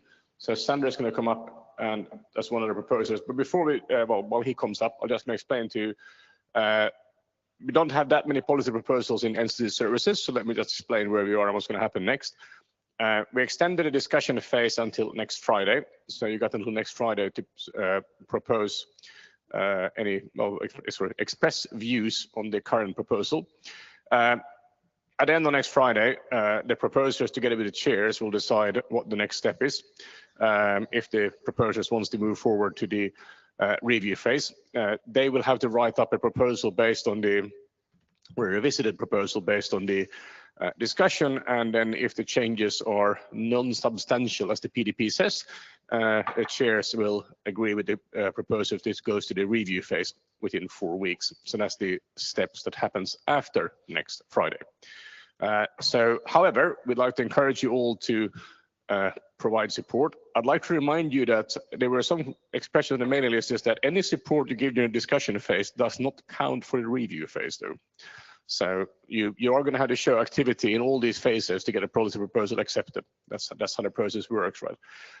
And silence is not in this fact consent. It's the complete opposite in the PDP, right? You have to actually endorse a proposal for it to move forward. I believe there's been some discussions in the hallways. There's been some, plenty of feedback on the mailing list recently, at least. And I think Sandra is going to talk about what you intend to do with that feedback. Thanks, Curtis. Yeah, so I'll start with a bit of background. last year in the Berlin meeting, we had some discussions with Ukrainians who were afraid that invaders would come and force them to transfer the IP addresses to them. I can see why, because I've seen pictures where computers were broken open, and when the invaders left, they took all the SSDs and video cards with them because they were worth money. So, you know, if they plunder like that, why not plunder the IP addresses? Don't have any actual data with me on how often this kind of stuff happened, but there was a presentation on Monday, I think, that clarified that. So basically the idea is provide people with an opportunity to say to the NCC, we are not going to transfer our addresses. Like if later we claim we want to transfer our addresses, it's probably because somebody is threatening our families. Please lock this so that we are safe and people cannot force us to do anything. This is clearly an option. Like some people are like, oh, I feel more vulnerable if I would lock them like that. Fine, you know, don't use the option. It's something in the toolbox that people could use to feel more secure. Now, of course, this doesn't only happen in Ukraine. There can be other situations where people want to make sure that a rogue employee doesn't transfer anything, or, you know, there's different cases. So we're like, okay, let's make this a very generic mechanism. So initially, we hoped the NCC could implement it without a policy, but we discussed it with Athena, and she explained to us that the services contract says that policy overrules like policy is leading. So we have to have a policy for this. So there may be discussions on whether people think we need a policy for this, but the reality is we need a policy for this. So let's work on this. Now we had discussions in many different places, and that made the work for the working group chairs also a bit harder, because there was some discussion at the RIPE meetings, there was discussion in the hallways, there was a discussion a bit on the mailing list. It was so it was all getting a bit complicated. So I'm happy, and thanks to the chairs for extending the discussion period so we can neatly wrap it up and actually include this live session as well. So what the idea is, we have a policy that basically sets some constraints for how the RIPE NCC should implement this. We didn't do it in address policy because if you actually look at the text, then it's talking about the service that the NCC provides. Yes, it's about transfers, but that's about it. The content is actually about the service. So that's why we thought it belonged here. I have this morning mentioned this at the address policy working group as well, to make sure that they are aware of what is going on. So I think everything on that in that area is fine. We had some discussion whether it should be in this working group or address policy. Like I said, my feeling is strongly that it belongs here. So I would like to keep it that way. I know some people have comments on that, so please, those people, please go to the microphone and express what you think of my of the current opinion. Yeah, sure, Curtis. I actually forgot to say this initially, is that we discussed this with address policy working group chairs and agree that it's staying in RIPE NCC services for the time being. So you can express your opinions, but that's what we have agreed. So anyway. Fair enough. So yeah, so there were some other questions raised, like the transfer policy explicitly says every member has the right to transfer their addresses. So I will make sure that in the text that goes for the impact analysis, we will actually add a single sentence to that policy as well, to make sure that the conflict is explicit in this, and we don't have any vague situations anywhere, make it as clear as possible. So yeah, the status is currently we have a framework. Oh, this is also what I wanted to highlight. I didn't want to prescribe how and why the NCC should do things. I'm very careful not to micromanage the NCC. The NCC has a legal team who knows what they're doing. And since this is very legal related, I was like, if we write the policy too prescriptive, then we're basically getting in their way. So the way the policy is written is it sets constraints, like this is the framework, and explicitly also leave some space for the RIPE NCC to build a proper implementation of this. Because, and it's a different way, I don't think we've ever written policy this way, but I try to strike the balance between making sure the NCC does what the community wants without getting in their way. So please comment on that as well if you have any comments. I've talked, Dennis was one of the people on the mailing list who had some input. I talked to Dennis, I will take his remarks into account for the version that goes for the impact analysis. So at the moment, my personal feeling is that we, at the end of the discussion period, we can move forward, unless, of course, people speak up now.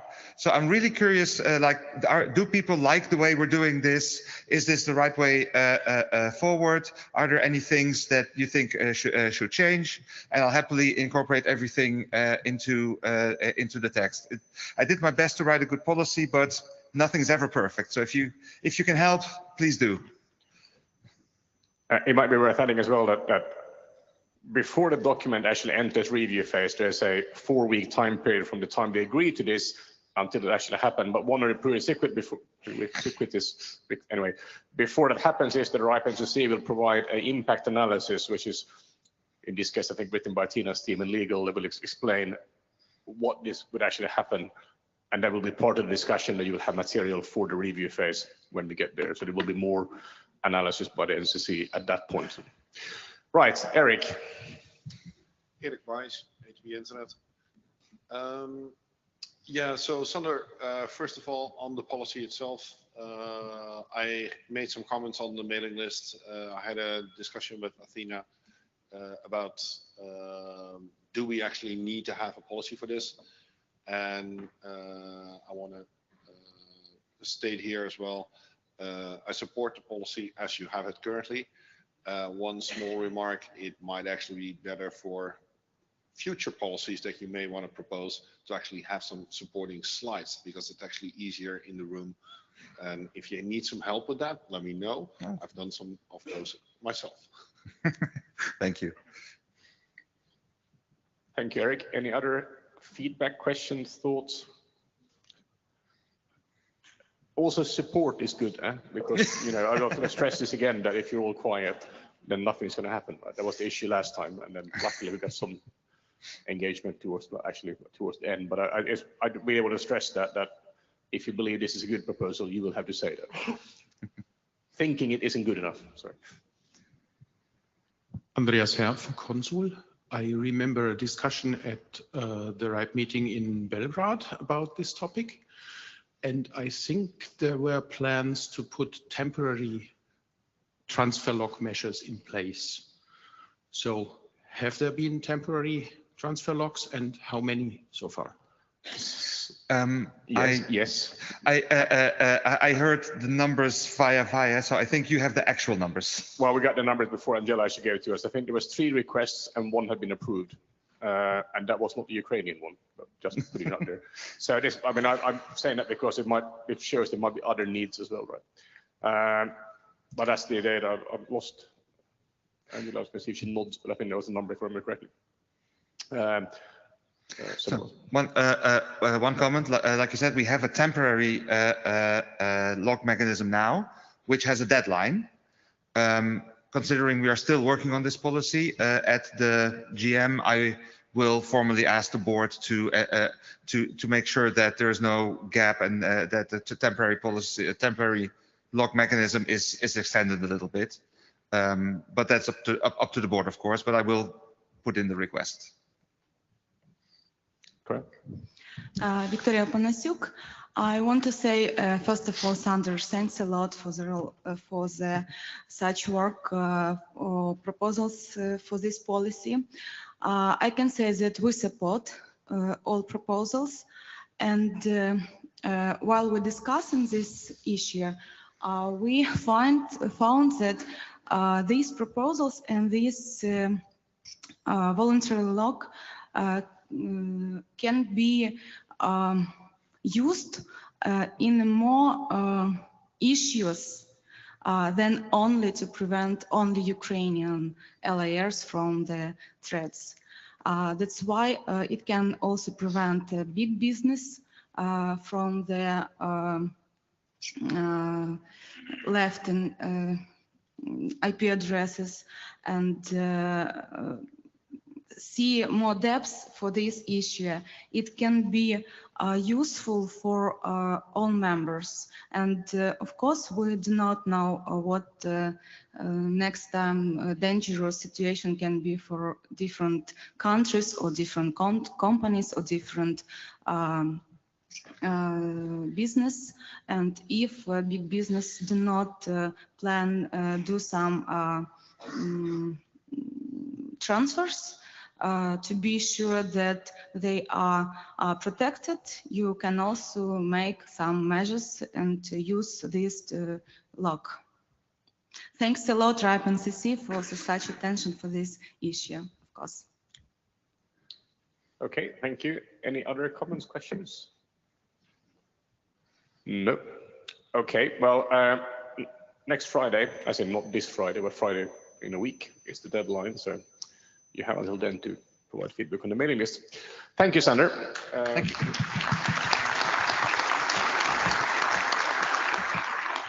So with that, it's over to Christian with his BAS, Board as a Service, I guess.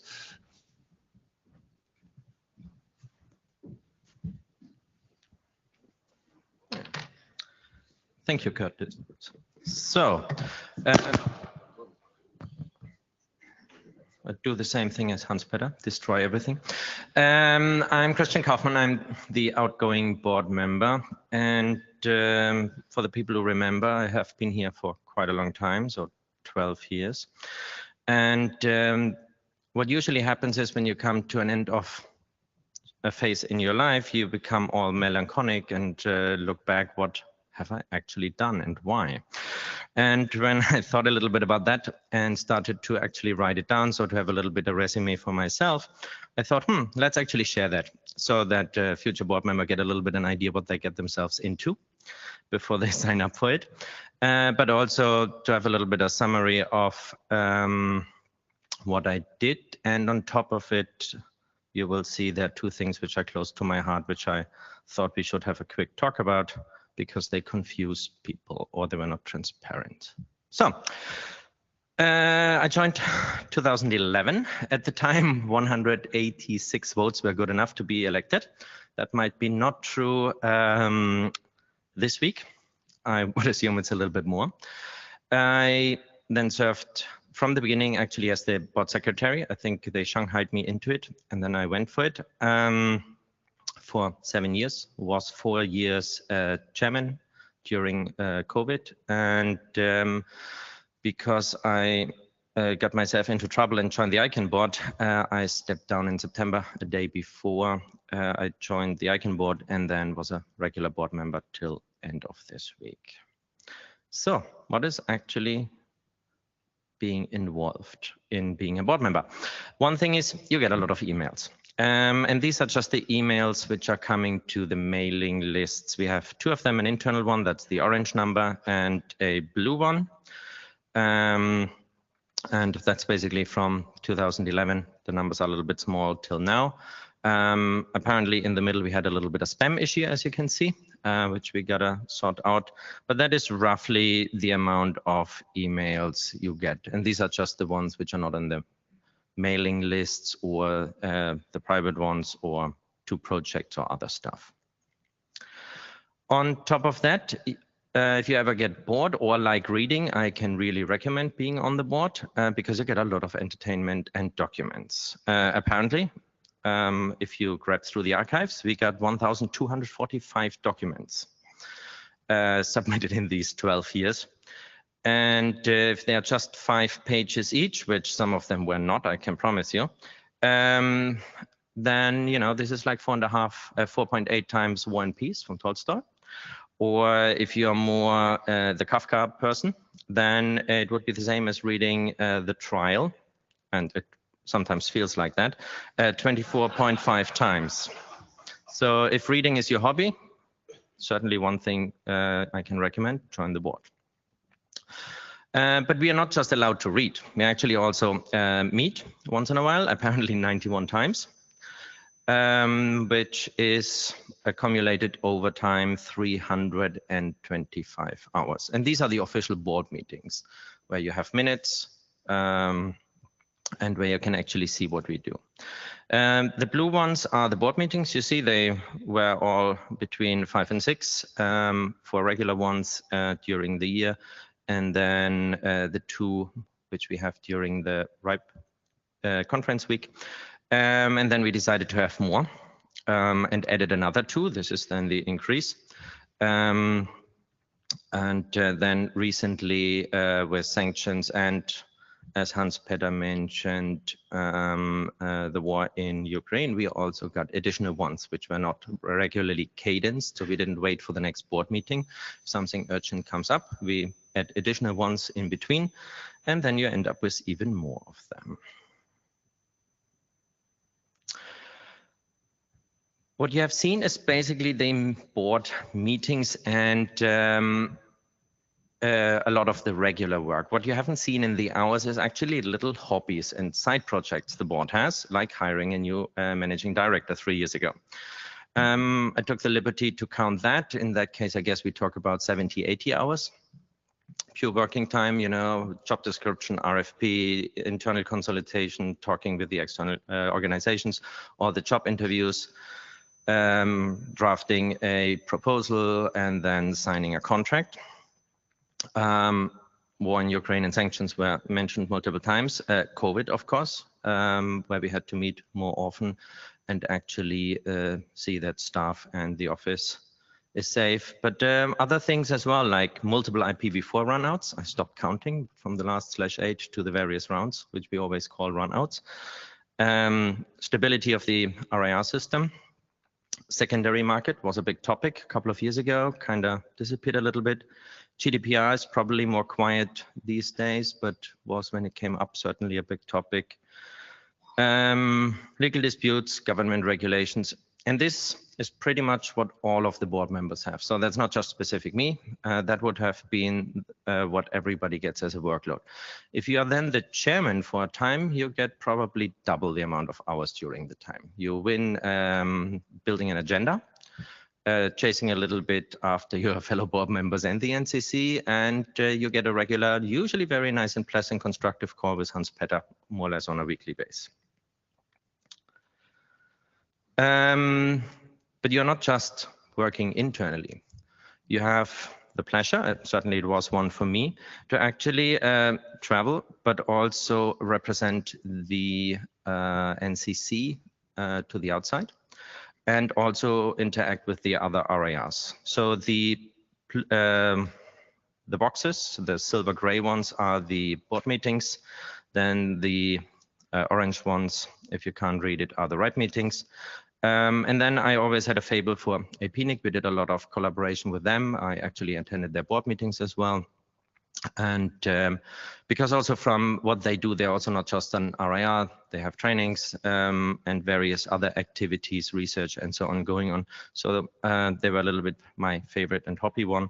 So I spent some time there, but then especially as a chairman, but also in general, there's some exposure to ICANN, IGFs and others. And don't forget the regional meetings from the former ENOX to MENOX to the Southeast CNOC, I believe, and other ones as well, where we try to talk to you, the members, and see what's going on or represent the NCC as such.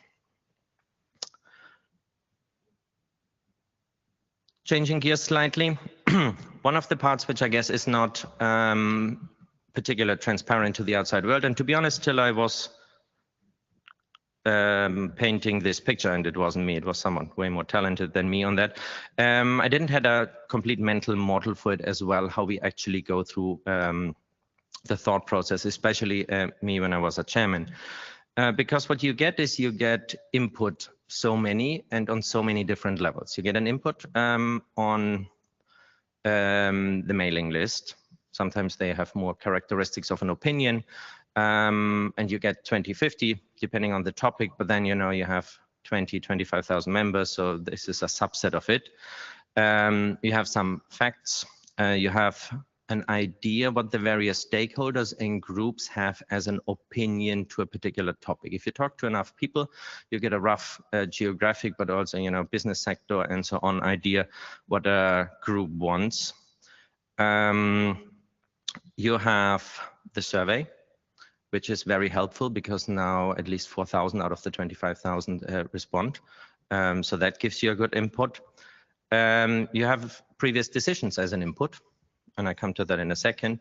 But then we also have a mission, a vision, and you have legal boundaries. So if you put these all together, then this is a framework or a corridor how you then can achieve consensus. So it's not just one thing, right? It's a lot of things to balance, and sometimes they are not all pointing in the same direction, rather in opposite direction. Then you kind of balance them against each other.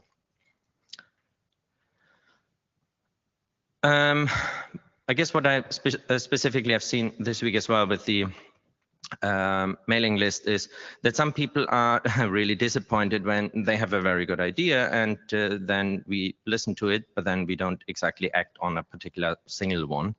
And it is very rarely that the whole membership base, which, by the way, just a subset of it actually expresses their view, have a single common view on a topic. Usually there is diversion, from one extreme to the other. And then, as I said with the model before, you try to get a little bit of an idea where people stand, what makes sense for the organization, and take all these things into account. So I hope you forgive the board and the management when your version and what you liked the most wasn't exactly fitted.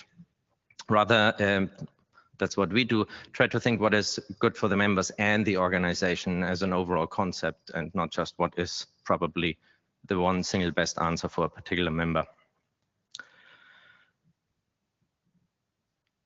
The other part is, and I said that in the picture before, we try to balance it a little bit as well with what we have done before, right? You don't want to have a board, which you probably see sometimes with politicians, which shift every time you change one or two people, the course radically. And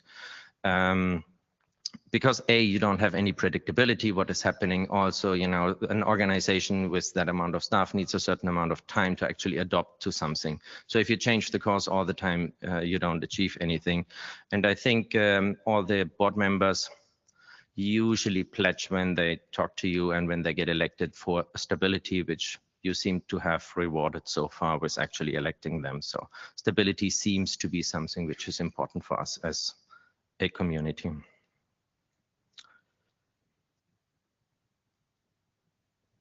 This is probably, in my opinion, the best slide of the week. We changed it 3 times, and it is the nicer and fancier version of what Hans-Peter said before. So his version is way more accurate. That hopefully is way more fun. If there's something you take away this week, how you interact with the NCC and what and when you give feedback to the board, then please use this one. I tried to use the whole activity plan and the charging scheme as a buffet. So let's see if it actually works. So you have a need, you're hungry, and you have a vision, I want to be in a restaurant. So, you make a decision which restaurant you want.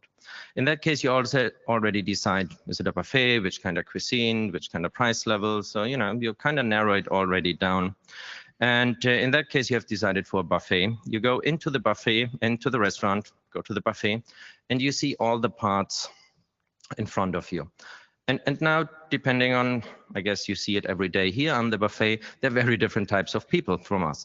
Some take everything, load the plate up as much as possible, and use all the services which are available, and that is fine.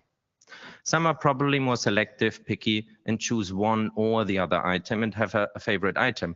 And I think as long as everyone finds something on the buffet they like, this is all good. If you then come to the end, thanks God, that's not how it works here, and you get presented a bill, then it seems that in case with the charging scheme, we get unhappy about it. because now, besides that, you can discuss the charging scheme and how it is working in itself. There was quite a big discussion about the budget. And as much as that is fair, and we should have that conversation, when you do it at the time when you stand on the check and actually checking out and say, well, I didn't use the truffle oil. I didn't want to have the shrimps. You put them there. I don't paying for that. That's not exactly how it works. If you want to have a different buffet, and this is a very fair point, but then please help us to change the buffet. Please help us to change the activity plan. We looked it up. In the last 5-6 years, we had literally 3 or 4 years where for the activity plan, when it was drafted to us as the members and it was sent out, we didn't get a single response. But every once in a while, someone comes and says, yeah, you should add truffle oil, a little bit more Parmesan cheese. And then we add it and get feedback. Yeah, we like that. That's good. But then, of course, that has a cost. So if we don't like that, and that is very fair, then please, when the activity plan comes, or when actually the strategy plan comes, if we are a buffet, a fancy restaurant, more like a Burger King, then let's give us feedback to the board and the NCC so that they can shape it. Otherwise, it becomes really difficult. And we, as the members, get frustrated afterwards because the NCC is spending all that money and doesn't do what we want. So next time the activity plan comes or the strategy, please give input there, because then it's way easier to shape the buffet. And with that, let me come to an end. Board members are usually out of this community, right? Otherwise, you don't even pass it through the election process. So we are all the same, and then try usually to achieve the same goal. And then, you know, it has some difficulties on the way. That is fair enough. But like me, board members also go back into the community without having a particular role there. So we are all the same. The board doesn't become the enemy, or you trust a person, you vote for them, and then suddenly 5 minutes later when they sit on stage, they are colluding against you. I don't think that this is exactly true. So please trust your board members, especially when you have voted for them and put them in the first place. I saw a sign, if I need a hug, and I might come back to the hug, but there's an enormous amount of work behind the scenes.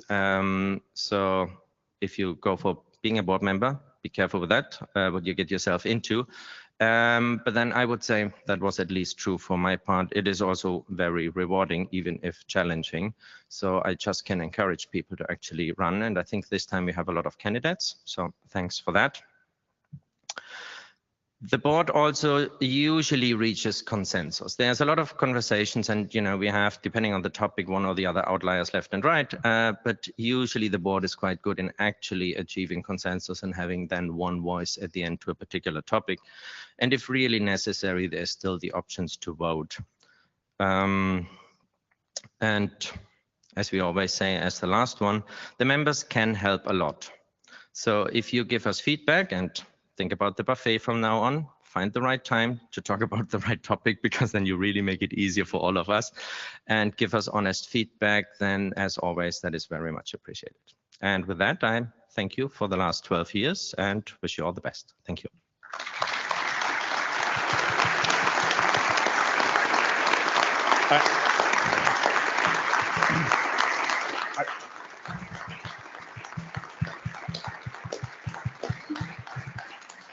I'm sure we'll do this in the GM again, but thank you, CK, for all the hard work and the efforts you've done, put into this and provided to the community over the years. Any questions about buffets or restaurant recommendations or anything else you... Truffle oils. Truffle oils that you want to raise to CK? Oh, yeah.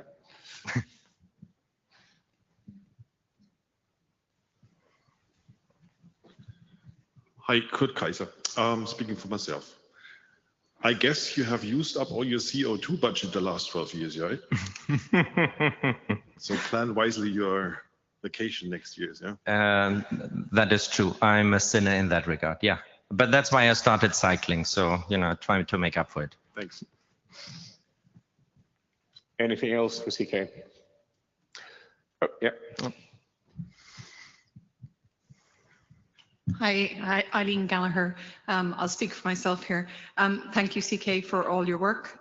You say 12 years, and I would ask, what's your thoughts on term limits? Because 12 is quite a long time. Not that you haven't done a great job in 12 years, but just in general, 12 is a long time for a board director to serve. That is true. That was one of the reasons. To be honest, I tried to bail last time already and tried to go away, but then I just hired a CEO and 3 months later was about to escape, and I thought that was an unfair act, so I actually stayed another one. It's a difficult topic. I'm actually not against it.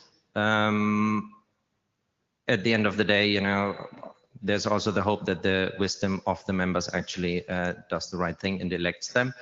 I, for my part, think and I have seen it with me, when you stay too long, get too much routine, and then also get a little bit tired of the topic, that you rather leave before, you know, you just sit there and collect dust. So that's why I'm leaving before I collect dust. Thank you. Nope. Cynthia Revström, speaking for myself. I just want to thank you for, I guess, what you've done on the board. You've been, you started as a board chairman of the board at pretty much the same time I got involved in the RIPE community and such. So yeah, there's a bit of overlap there. And I think you've, for the most part, done a good job. And I thank you for that. And I wish you luck at ICANN. Thanks a lot. I guess I needed that. All right. Thank you, CK. So we got one last item on the agenda, and that's the open microphone. This is your chance to provide feedback on NCC services or thoughts on NCC in general, I guess, or what they provide, do. Nope. Okay. With that, we are done, and I believe I have to ask you, as usual, to leave the room swiftly. Yeah, I get nods from NCC services staff, so please leave swiftly. Thank you. We'll see you at the next RIPE meeting.